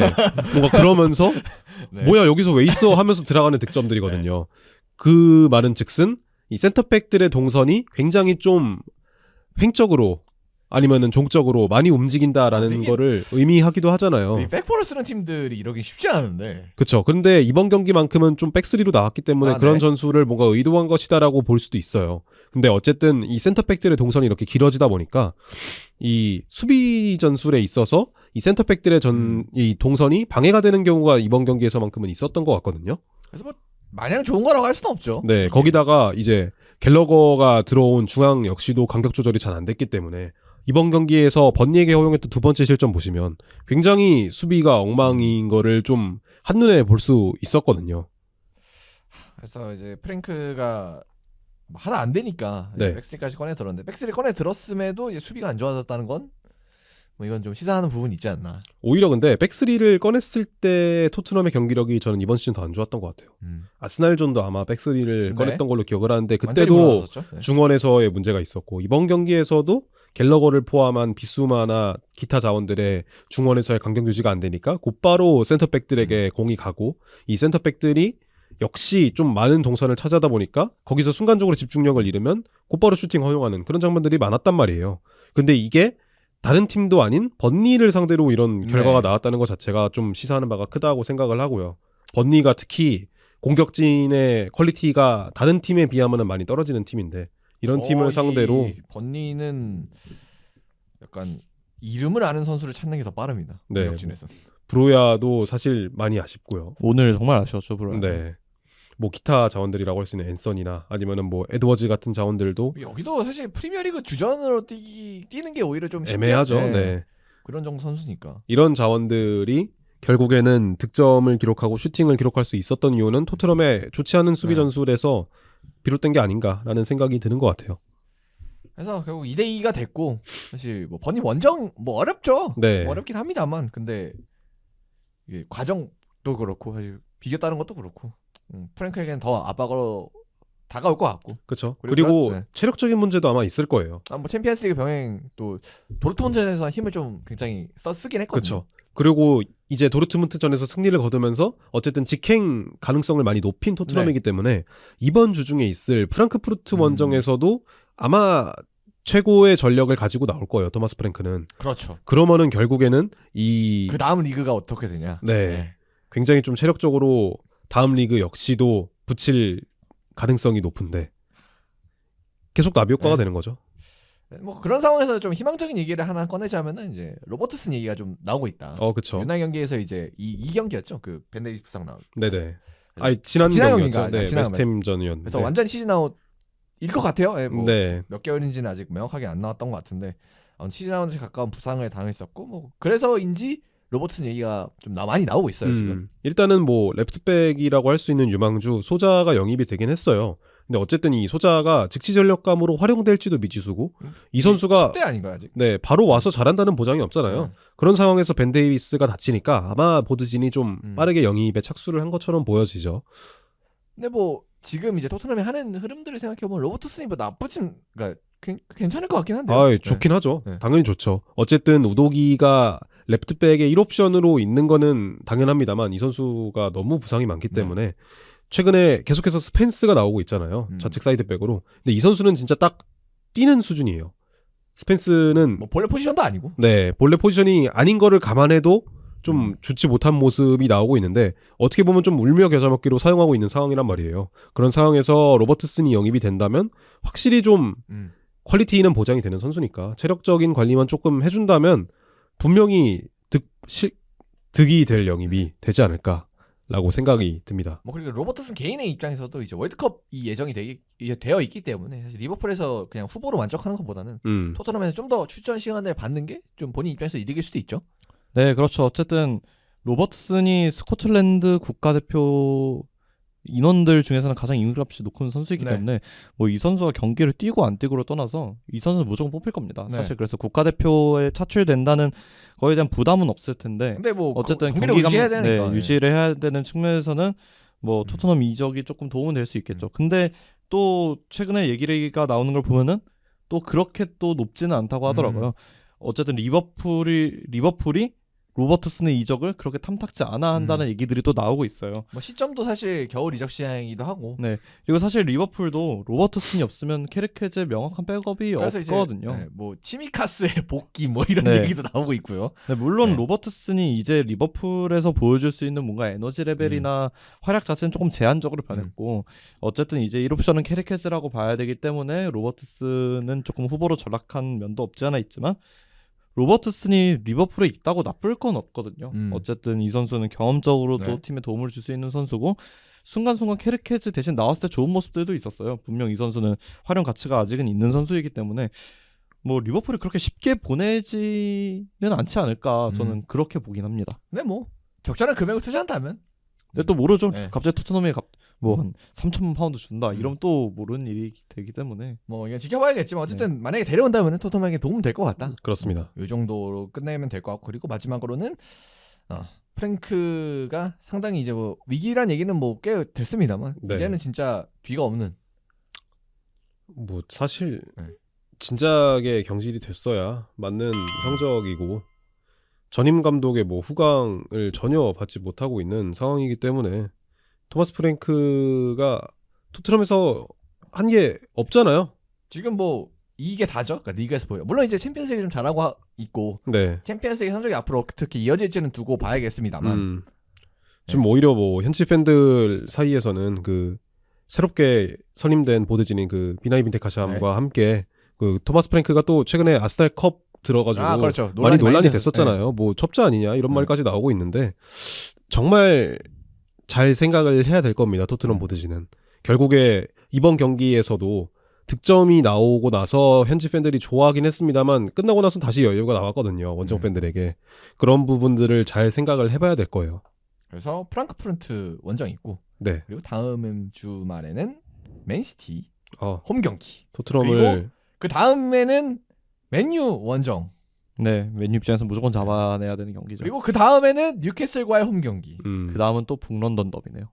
네. 일단은 다음 지옥에 주 지금 5연전이 지금 대기 중이거든요. 네, 일단 다음 주 주말에는 토트넘을 반드시 응원할 거고요. 근데 물론 토트넘이 이런 상황에서 맨시티를 많이 잡긴 했어요. 아, 그렇죠. 그래서 모르는데 근데 사실 외부에서 봤을 때는 이건 근데 사실 기대가 안 가긴 하죠. 말도 안 되는 차이가 나거든요 지금. 그리고 네, 사실 그 맨체스터 시티가 트래블을 기록했을 때 그 맨체스터 시티를 리그에서 더블했던 감독이 토마스 프랭크입니다. 네. 굉장히 맨시티를 상대로 강하고 토트넘 자체도 맨체스터 시티를 상대로 강한데 뭐 당연히 지난 맞대결도. 네. 근데 왠지 이번 경기만큼은 뭔가 그러지 않을 것 같단 말이죠. 그 예상치를 밑돌 정도로 너무 못했어. 너무 진짜. 못하고 있기 때문에 토트넘이 과연 이 분위기를 반등시킬 수 있을지는 좀 주목해봐야 되는 그래서 결과 같습니다. 맨시티, 맨유, 뉴캐슬이면 뉴캐슬 아스날이면 이거 4연패 가능한 이 라인업이라 네. 이거는 이 4경기 동안 프랭크의 운명이 결정되지 않을까. 그렇죠. 네, 그렇게 생각은 듭니다.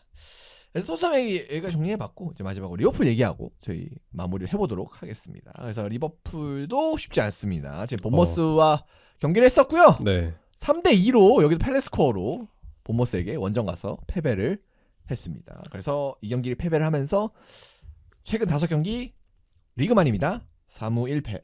네. 5경기 무승. 근데 사실 기록만 놓고 따지면은 13경기 동안 슬롯이 무패를 달리고는 있었어요. 그렇죠. 네. 근데 어쨌든 이번 경기 패배를 하면서 그 그리고 경기도 이게 뭐 최장 기간 뭐 리그 내에서는 뭐 리그 무패다 뭐 이런 얘기도 했었는데 이번 시즌에 근데 뭐 결국에는 아무가 네. 리버풀한테 좋은 건 아니니까. 종료가 됐고 이번 경기를 패배를 하면서 5경기에서 승리가 없다는 사실이 이번 결과는 좀 더 부각이 되겠죠. 그래서 여기가 이제 6등으로 내려가게 됐고 더구나 이제 이 5경기 무승을 하면서 상대했던 상대팀들이 리즈, 풀럼, 아스날, 번니, 본머스였어요. 딱 아스날전 빼고는 근데 다 하면 안 되는. 승리를 해야 되는 어떻게 보면 승점 3점을 가져와야 되는 포지션의 팀들인데 리버풀이 그런 경기에서 승점을 계속해서 따내지 못하고 경기력적인 측면에서도 좀 좋지 못한 모습을 보여주고 있다는 게 슬롯 감독의 비판점 중에 하나가 되겠죠. 물론 이제 리버풀 같은 경우는 지금 부상이 좀 있습니다. 네. 뭐 그런 건 고려를 해야겠지만 근데 그래도 이거는 좀 이 꾸준히 보여주고 있는 저점은 조금 불만이 커질 수밖에 없을 것 같아요. 사실 이번 경기만 놓고 보면은 슬롯이 불운하다라고 해도 될 정도로 부상 항령이 좀 심하긴 했어요. 이번 경기에서는 일단 코나테가 부상으로 빠지면서 조고메스가 선발로 나왔는데 조고메스마저도 굉장히 이른 시간에 부상으로 빠졌단 말이에요. 코나테 같은 경우는 이게 부친상 당했다고 얘기 듣긴 했는데 네네. 어쨌든 코나테가 결장한 상황에서 조고메스가 굉장히 오랜만에 센터백으로 선발로 출전을 했었는데 네. 이 상황에서 조고메스가 좀 이른 시간에 부상을 당했고 이 부상을 당한 상황에서 실점에 연관이 있었기 때문에 그러니까 그 10명이 상황에서 실점이 된 거잖아요. 그렇죠. 그렇기 때문에 결국에는 슬롯에게는 좀 불운하다는 평이 따를 수도 있긴 했거든요. 그래서 이제 뭐 그 다음에 들어간 선수가 엔도가 네. 센터백으로 좀 들어갔기 때문에 뭐 이거 불운하죠. 그쵸. 그다음에, 그리고 막판에는 이제 소보슬라이까지 사이드백으로 사용했던 점을 좀 생각을 해보면 지금 브래들리도 좀 장기간 빠져있는 상황이기 때문에 백포에서 전문 수비진이라고 할 수 있는 선수가 지금 2명밖에 없어요. 그런 부분 자체는 리버풀에게 좀 불운한 상황이다라고 볼 수 있을 것 같거든요. 근데 불운해도 네. 이거는 그쵸. 네, 감안해도 좀 아쉬운 성적인 건 맞죠? 네. 네, 당연히 아쉽죠. 결국 어쨌든 작년 리그 우승팀이잖아요. 네. 그리고 그걸 보고 보드진이 엄청난 이적료를 투자를 8천억. 네. 뭐 보드진의 영입 이제 대상 자체가 조금은 공격진에만 좀 치중이 돼 있고 여기서 조금은 약간 너무 과도한 스쿼드지 않나라는 뭐 평가들도 있긴 했는데 뭐 사실 그런 거는 핑계라고 볼 수밖에 없죠. 지금은 영입을 하면 좋고 네. 그리고 풀백도 그러니까 다 최고급 선수로 갈아 꼈고 네. 지금 비대하지만 그 선수들이 있으면 좋지 뭐 없으면 뭐 사실 그러니까 있으면 그냥 플러스죠. 그렇죠. 뭐 물론 이제 그러니까 그러니까 약간 주전이 아닌 선수를 이 가격에 사는 게 맞냐라는 뭐 물음표가 있을 수 네. 있지만 근데 뭐 있으면 좋잖아요 결국. 근데 뭐 이 돈을 주고 이 선수를 후보로 쓰는 게 맞냐 이런 얘기는 나올 수 있는데 우승팀으로서 이제 약간 왕조를 구축하기 위해서는 사실 그게 어쩌면 당연한 일일 수도 있거든요.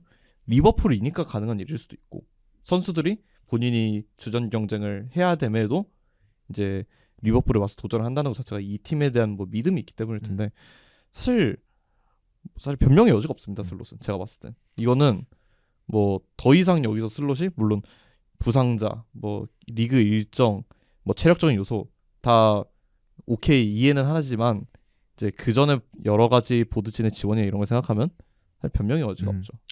그리고 슬롯의 전술에 관해서도 좀 비판이 많아요. 슬롯이 지난 시즌에 칭찬을 받았던 부분 중에 하나가 유연성, 네, 유연하다. 뭐 그리고 스쿼드 운영이나 뭐 전술이나 네, 그런 부분에 있어서 굉장히 좀 칭찬을 많이 받았던 걸로 기억을 하는데 이번 경기에서의 전술을 살펴보시면 지난 주중 마르세유와의 경기에서 4-2-2 포메이션을 들고 나오면서 이 경기력이 그래도 꽤 괜찮았어요. 네. 그랬는데 이번 주말에 그 전술을 그냥 그대로 가지고 나옵니다. 뭐 그래서 이제 살라랑 또 투톱이 됐잖아요. 네. 에키티케랑. 에키테케가 지금 출전 시간을 관리해줘야 되는 상황이기 때문에 살라와 학포가 투톱으로 나왔는데 네. 결국에는 이 살라와 학포가 그다지 존재감을 드러내지 못했고 그리고 이 4-2-2 포메이션 자체가 측면이 좀 부족한 포메이션이잖아요. 근데 그렇죠? 이번 경기에서 본머스가 굉장히 측면을 잘 공략하면서 빠르게 2개의 득점을 만들어냈단 말이에요. 그런 부분을 생각해보면 이 전술 자체도 게임 플랜 자체도 잘못 짜온 게 아닌가라는 생각이 들 정도로 슬롯의 결정이 아쉬웠던 것 같죠. 그래서 초반 제가 뭐 이 경기도 봤는데 초반 흐름을 기억해 보면은 본머스도 막 그렇게 막 엄청 잘하진 않았거든요. 근데 그 딱 선제골 뭐 그거는 약간 개인적인 미스가 포함되어 네네. 있습니다만 선제골 장면부터 좀 리버풀이 무너지는 모습이 있었고 그리고 네. 두 번째 골도 진짜 완벽하게 좀 뒷공간을 공략 당하면서 2대0 상황이 된 거 딱 거기서부터 좀 어렵지 않았나. 사실 리버풀의 경기력이 안 좋아진 지는 꽤 됐어요. 오래됐죠 그건. 네. 근데 뭔가 여러 가지 시도를 하는 것 같긴 합니다만 결과적으로 리버풀의 빌드업이 불안한 점 그리고 상대의 내려앉은 수비를 공략하지 못한다는 점 자체는 계속 동일하잖아요. 그런 부분을 어떤 식으로 해결하느냐가 슬롯에게는 좀 중요한 과제가 될 텐데 그 부분을 전혀 해결하지 못하고 있는 부분이 팬들 입장에서는 굉장히 좀 답답할 수밖에 없는 거죠. 근데 어쨌든 이번 경기에서는 그 내려가 있는 그러니까 본머스가 결국 두 골 넣고 쭉 내려갔었는데 네네. 결국 일단 잘 쫓아갔단 말이에요. 뭐 물론 이제 동점이라고 만족하진 않았겠지만. 네. 근데 어쨌든 그 동점을 만들어냈다는 장면 자체가 하나는 세트피스였고요. 네. 반다이크 헤더였고 하나는 소보슬라이의 그것도 프리킥이었어요. 세트피스였죠. 네. 그것도 세트피스죠. 네. 네. 그런 점을 생각을 해보면 네. 이거 역시도 뭔가 슬롯이 전술로 무언가를 해냈다라기보다는 되게 선수들의 의지나 아니면 뭔가 순간적인 흐름으로 만들어낸 동점 상황이었고 그리고 슬롯은 결국에는 이 동점을 지켜내지 못하고 역전은커녕 결국에는 패배가 됐잖아요. 그렇죠. 그런 부분은 당연히 이제 비판을 피해갈 수 없는 부분이 될 것 같아요.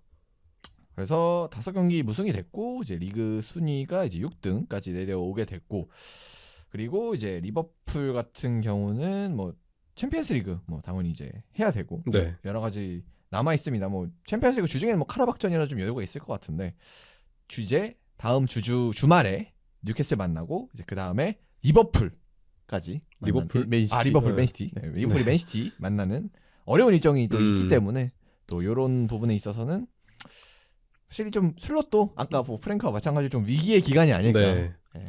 어쨌든 보드진이 지금까지 슬롯을 지지하는 점을 미뤄봤을 때 중도 경질은 원하지 않는 모양새로 저는 생각이 돼요. 근데 뭐 그냥 팬들 사이에서 있는 얘기입니다만 네. 이 알론소가 매물로 나온 상황에서 그렇죠. 그 유혹을 뿌리칠 수 있을 것인가. 그리고 어쨌든 팀이 챔피언스리그에 못 나간다고 가정했을 때 가해지는 재정적 타격이 굉장할 거란 말이에요. 그렇죠. 뭐 리버풀이 돈을 많이 쓰는 구단이 아니기도 하고 이번에 좀 이렇게 많이 썼는데 이례적이죠. 네, 이례적으로 많이 썼는데 여기서 챔피언스리그 진출을 하지 못한다면 가해지는 리스크가 굉장히 클 거란 말이죠. 그런 부분을 좀 생각을 해본다면 슬롯에 대한 결정을 어떻게 보면 빠르게 하는 것도 리버풀 입장에서는 나쁘지 않을 수 있겠다는 생각이 들긴 합니다. 그리고 저는 리버풀을 보면서 느끼는 게 리버풀이 뭐 이번 경기에서는 세트피스 득점이 이제 네. 뭐 2개 있었고 네, 뭐 마지막 그것도 마지막에 실점도 세트피스라고 봐야겠죠. 스로인에서 그렇죠. 먹혔으니까. 네, 네. 그런 게 있는데 그래서 오늘은 득점을 하긴 했습니다만 리버풀이 전형적으로 그런 팀이거든요. 아까 세트피스가 얘기가 나왔는데 네. 세트피스를 못 넣고 많이 먹히는 팀입니다. 리버풀. 그렇죠. 그래서 리버풀이 이번 시즌에 세트피스로 5골. 요게 아마 반영이 된 걸 겁니다. 이번에 2골이. 득점이. 네. 그리고 세트피스로 리버풀이 이번 시즌에 허용한 골이 10골 넘을 거거든요. 네. 그래서 허용한 골이 지금 검색을 해보고 있는데 허용한 골이 리버풀이 14골이네요. 14골. 이번에 하나 추가돼서 14골이 됐나 네. 봅니다. 어쨌든 득점보다 실점이 많은 상황인 네. 거죠. 네, 뭐 그리고 이제 사실 오프플레이 상황에서의 수비도 뭐 좋지 못하고. 그닥 썩 뭐 좋다고 보기도 어렵고. 그래서 공격력은 뭐 당연히 이제 살라의 영향이 있긴 합니다만 뭐 거기서 쭉 빠진 것도 있고. 해서 진짜 리버풀 총체적 난국인데 이렇게 돈 쓰고 어려워지는 게 참 이게 어려운 것 같아요, 진짜. 예측하기가. 사실 축구 어렵죠. 시작하기 전까지만 해도 이삭 비르츠? 야 이거 리버풀 우승 트로피 줘야 되는 거 아니야? 그냥 주고 시작하자 뭐. 굉장히 탑독이다 이런 얘기가 많았는데. 악의 제국이라고 얘기를 할 정도로 그랬으니까요. 결국에는 다른 부분보다도 삼선에서의 문제점이 이번 시즌에는 좀 큰 것 같아요. 센터백보다도. 네. 어쨌든 센터백은 버텨주고는 있단 말이에요. 뭐 이번 경기 살짝 무너지긴 했습니다. 네네. 어쨌든 뭐 반다이크가 꾸준히 버텨주고 있고 코나테도 뭐 사실 좋지 않습니다만 이 선수가 100%의 문제점이라고 보기는 힘든데 맥칼리스터가 이번 시즌에 폼이 많이 정말 부진하죠. 안 좋아요. 뭐 한가래는 이제 육아 때문에 힘들다 뭐 이런 얘기도 있는데. 결국에는 맥칼리스터의 폼이 안 좋아짐과 동시에 이 리버풀의 빌드업 자체가 이 전방으로 나가는 빌드업 자체가 많이 제한된 느낌이 있는 것 같아요. 그리고 이제 대체자를 찾자면은 벤치에 보면 커티스 존스, 엔도 이렇게 있고. 그렇기 때문에 리버풀의 빌드업이 맥칼리스터의 연결고리의 부재로 느려지는 거고 느려지다 보니까 상대 수비진이 좀 정돈될 시간을 부여하다 보니 여기서 공격을 하는데 더 어려움을 겪는 그런 효과가 계속해서 나오고 있지 않나라는 생각입니다. 그래서 리버풀도 빨리 좀 물론 이제 승점차가 얼마 안 나가지고 네, 뭐 슬롯 체제로 가더라도 챔피언스리그 갈 수도 있겠습니다만. 네네. 근데 지금 이제 위에 팀들을 생각하면은 다들 분위기가 좋기 때문에 어쨌든 반등을 다들 하고 있기 때문에 좀 리버풀도 빠른 결정이 필요할 수도 있겠다. 그렇죠. 그리고 이제 이 5경기 현재 무승이라고 말씀을 드렸는데 이게 7경기까지는 늘어날 가능성이 좀 있긴 하거든요. 당장 2경기가 네네. 어려우니까.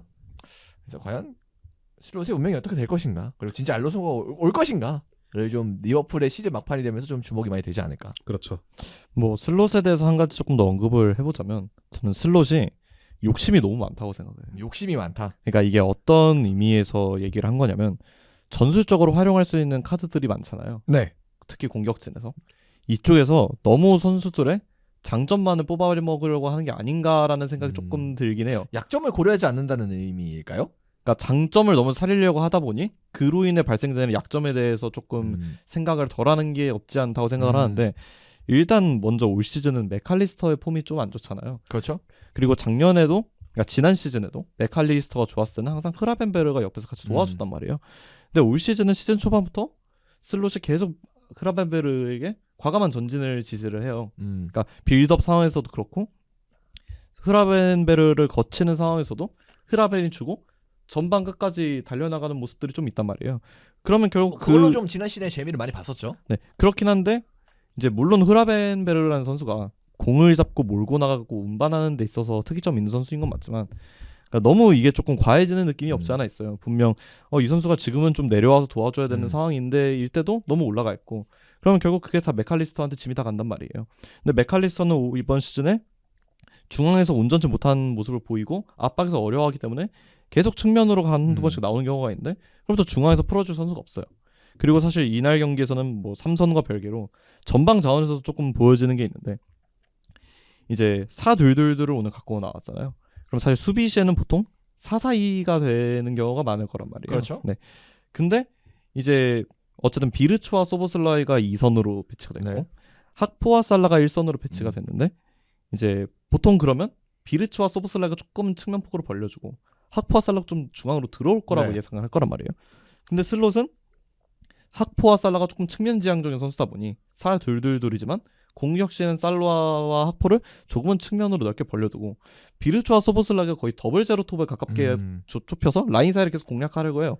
공격적으로 전환 상황에서는 본머스가 많이 튀어나오는 팀이기 때문에 비르츠와 소보슬라이에게 공이 많이 가는 경우가 있었고 이 선수들이 직접적으로 연결을 해서 박스 안까지 가는 모습들은 있습니다.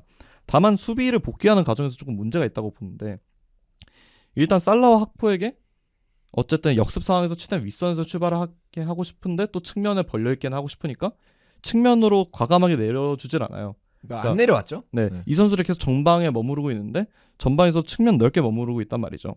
이 선수들이 중앙에서 수비를 안 해주다 보니까 결국 중앙 공간은 비르츠와 소보슬라이가 지키면서 거의 4-2-4에 가까운 대형들이 네. 나오는데 이때 뭐 중앙에 있던 선수들이 볼을 측면으로 전개하거나 직접 측면으로 볼을 몰고 갈 때 온전히 비르츠와 소보슬라이가 다 따라가는 모습들이 조금 나와요. 그러니까 사실 이런 장면들에서는 살라와 학포의 역습 상황에서의 파괴력을 좀 살리고 싶어도 이 선수들에게 일부 수비를 조금 부담을 시킨다던가 아니면 전 그게 싫으면 이 선수들을 전방 중앙으로 좁혀두고 비르츠와 소보슬라이를 수비진 측면으로 빼서 측면 수비에 좀 대응을 하던가 이런 게 있어야 되는데 이 선수들이 최대한 측면 폭에서 역습을 출발하게 하고는 싶고 근데 이 선수들에게 수비 부담은 안기기 싫고 결국 그걸 해줘야 되는 선수는 비르츠와 소보슬라이가 되고 이 선수들이 계속 내려오고 측면으로 빠지니까 중앙이 비죠. 네. 결국 두 번째 골에서 이제 롱패스 이후에 실점을 했던 부분도 반다이크가 약간 안일했던 부분도 있긴 네. 하지만 결국 세네시 선수가 너무 자유롭게 앞 선택지를 보고 롱킥까지 뿌린단 말이에요. 물론 내려섰을 때는 센터백을 조금 자유롭게 놔두는 부분이 없지 않아 있지만 중간중간에 너무 중앙 공간에 너무 많이 낮은다. 비는 부분들이 있었어요. 특히 그리고 이날 본머스의 후방 자원인 세네시와 힐 같은 경우는 어쨌든 롱킥이나 킥이 괜찮은 선수들이란 말이에요. 네. 오히려 수비력에서 조금 약점을 보이는 선수들이지. 그러니까 이제 본인들의 강점은 강점대로 살리고 싶은데 이제 이거를 보완할 약점은 그냥 별다른 대안 없이 오로지 개인들한테 맡겨버리고 그걸 수행하는 자원들도 결국은 그로 인해서 발생하는 리스크에 대비를 안 해주다 네. 보니까 계속 이게 악순환이 되는 것 같아요. 그러니까 장점은 장점대로 뽑아먹고 싶은데 단점은 가려줄 자신이 없고 그렇다고 이 선수들에게 장점을 조금 손해보게는 하기 싫고 여기서 본인이 조금 괴리감을 느끼고 있는 게 아닌가 그리고 해답을 못 찾고 있는 게 아닌가 저는 개인적으로 그래서 슬롯이 전반적으로 욕심이 좀 많다 전술적으로 장점만 뽑아먹기 위한 이런 생각이 조금 드는 이번 시즌 운영이라고 봅니다. 지금 쓰고 있는 이 4-2-2 대형에서는 그 비르츠랑 소보슬라이에게 주어진 게 너무 많죠. 공격 수비 다 그렇죠. 네, 공격도 그렇고 수비도 그렇고 너무 많은 동선을 요구하다 보니까 그 부분에서 되게 헤매는 듯한 아니면 되게 지쳐하는 듯한 모습이 많이 나오고는 있어요. 근데 그런 부분을 그래도 잘 소화해주다 보니까 소보슬라이가 좀 많이 칭찬을 받는 게 아닐까. 특히 소보슬라이는 저는 이번 시즌 끝나면은 뭔가 구단에서 뭔가 보상이라도 하나 해줘야 되지 않나. 되게 포지션도 많이 돌아다니고 네, 있고 뭐 윙어, 라이트백, 네. 미드필더, 그다음에 풀백도 가고 그다음에 네. 세트피스에서 등점도 결정적으로 많이 터뜨려주고. 그쵸. 오늘도 좀 빛이 바라긴 했습니다만 그거 엄청 났거든요. 그쵸. 득점. 뭐 아스날전 프리킥골도 있었고 이번 경기에서의 프리킥골도 있을 만큼 데드볼에서도 좀 좋은 모습 보여주고 있고 앞서 언급한 대로 뭔가 사이드백이나 공격형 미드필더나 측면 미드필더 다 뛰는데도 이 선수가 매번 되게 성실하게 90분 내내 뛰어다닌단 말이에요. 그런 장면들이 확실히 소보슬라이가 이번 시즌만큼은 정말 주인공이 아닐까 싶을 정도로 좀 좋은 모습을 보여주는 것 같아요. 그래서 리버풀도 이제 분위기가 좋진 않고 그 중심에서 좀 슬롯이 있는데 네. 슬롯 그러니까 이 사람 신기한 것 같아요. 진짜 이렇게 뭐 강팀에 부임하고 이렇게까지 빨리 명성이 올라갔다. 이렇게 빨리 추락한 사람이 있었나? 그쵸, 얼마 없죠, 진짜. 그러니까 물론 이제 뭐 막 무리뉴, 콘테 이런 사람들이 와서 우승시키고 다음 시즌에 추락하고 이런 경우 있긴 했습니다만, 근데 슬롯은 그들보다는 명성이 훨씬 한참 떨어지지 않아요. 그래서 그쵸, 네. 좀 걱정했다가 첫 시즌에 괜찮네. 괜찮다 했다가 갑자기 이렇게 돼서 이게 참 결국 지난 시즌의 우승이 이제 약간 클롭의 유산이었나 라는 생각도 들고. 네, 사실 그런 거를 지울 수가 없겠죠. 결국은 원래 두 번째 시즌이 더 잘하거든요. 평균적인 감독들은. 물론 선수의 경우는 2년 차에 조금 읽히는 부분이 음. 있어서 고전하는 경우가 있지만 사실 작년 리버풀은 좀 워낙 압도적이었잖아요. 물론 그리고 오히려 그러니까 전력은 조금 업그레이드 됐다고 봐야 되고. 네, 그렇죠. 그러니까 지난 시즌의 경우는 이제 영입도 거의 없었고 빵이 거의 뭐 네. 키아사 있긴 했는데 뭐 그거 네. 없었다고 해도 무방하고. 그리고 키에사는 뭐 안 썼으니까 네. 사실 뭐 없는 선수라고 봐야 됐었죠. 지난 시즌에는 뭐 여러 가지로 봤을 때 슬롯이 지난 시즌에 뭔가 쉬운 상황에서 부임한 거는 아니었다고 생각을 해요. 그리고 다들 뭐 기대 안 했어요 네. 그때. 그리고 어쨌든 클롭이라는 감독이 10년 정도 팀을 이끌면서 본인의 전술 컨셉을 그 팀 컬러로 이식을 시켰고 거의 클롭 하면 리버풀 하면 네. 클롭 이미지가 굳어졌잖아요. 그런 상황에서 새 감독이 왔고 그러면 이제 뭐 여러 팀들의 사례를 봤을 때 당연히 뭐 맨유도 그렇고 아스날도 그렇고 어려움을 겪었으니까 당연 어렵겠구나 했는데 거기서 우승을 하면서 실로 떡상하고 이제 올 시즌에 과감한 투자가 들어간 거잖아요. 네. 그리고 작년에 슬롯의 장점이라고 평가됐던 유연성의 부분도 결국은 이제 클롭의 유산을 일부 유지는 시키되 본인만의 약간의 전술적 터치가 들어가면서 그게 시너지 효과를 엄청 발휘했단 말이에요.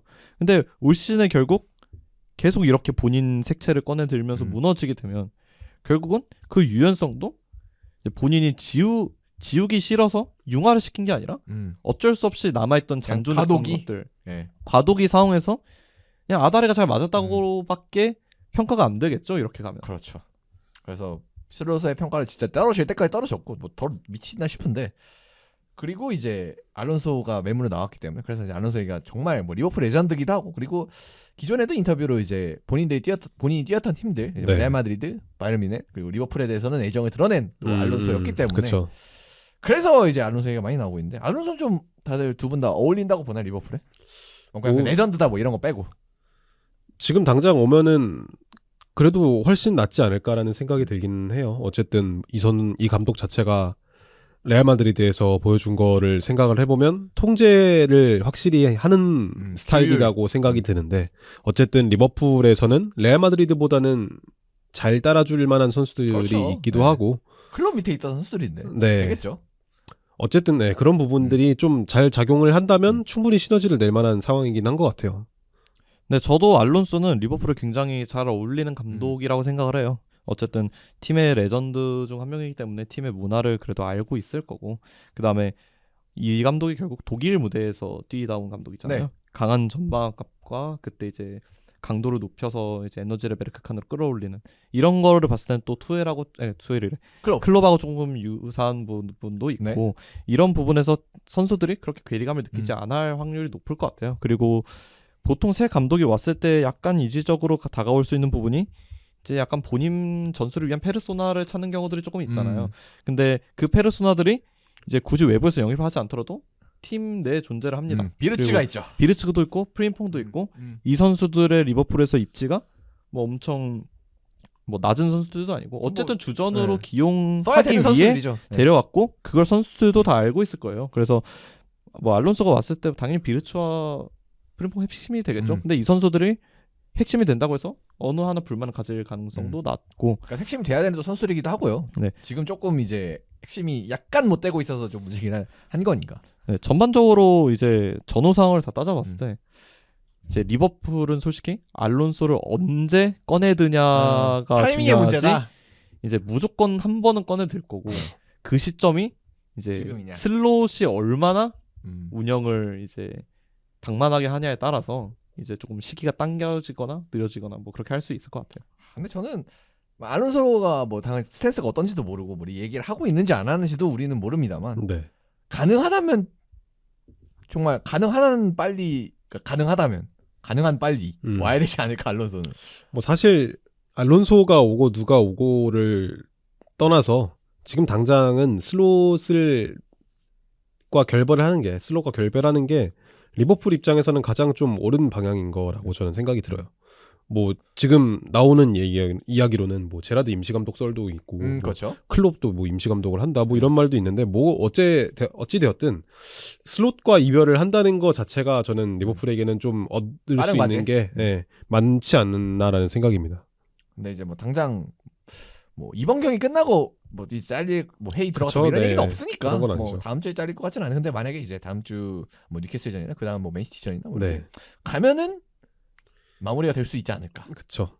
네, 어쨌든 우승을 노리던 팀이었고 우승 확률 제일 높은 팀이었잖아요. 뭐 근데 이제 지금은 우승이 아니라 네, 아스날과의 승점 차이가 14점이나 나는 상황이고 끝났고. 네, 사실 우승 경쟁은 이제 합류를 불가능하다고 봐야 되고 챔스를 노려야 되는데 이 팀이 올 시즌 준비했던 걸 생각하면 챔스를 노려야 되는 상황이 온 것만으로도 사실 그렇죠. 챔스는 기본이었는데 네, 사실 경질 명분이 조금 있다고 볼 수 있겠죠. 이제 뭐 시즌 끝나고 챔스 못 간 건 뭐 당연히 이제 경질 사유고 당연히 무조건 잘라야 되는 거고. 근데 이제 우리가 얘기하는 건 과연 이제 시즌 중간에 이제 결정이 될 것이냐.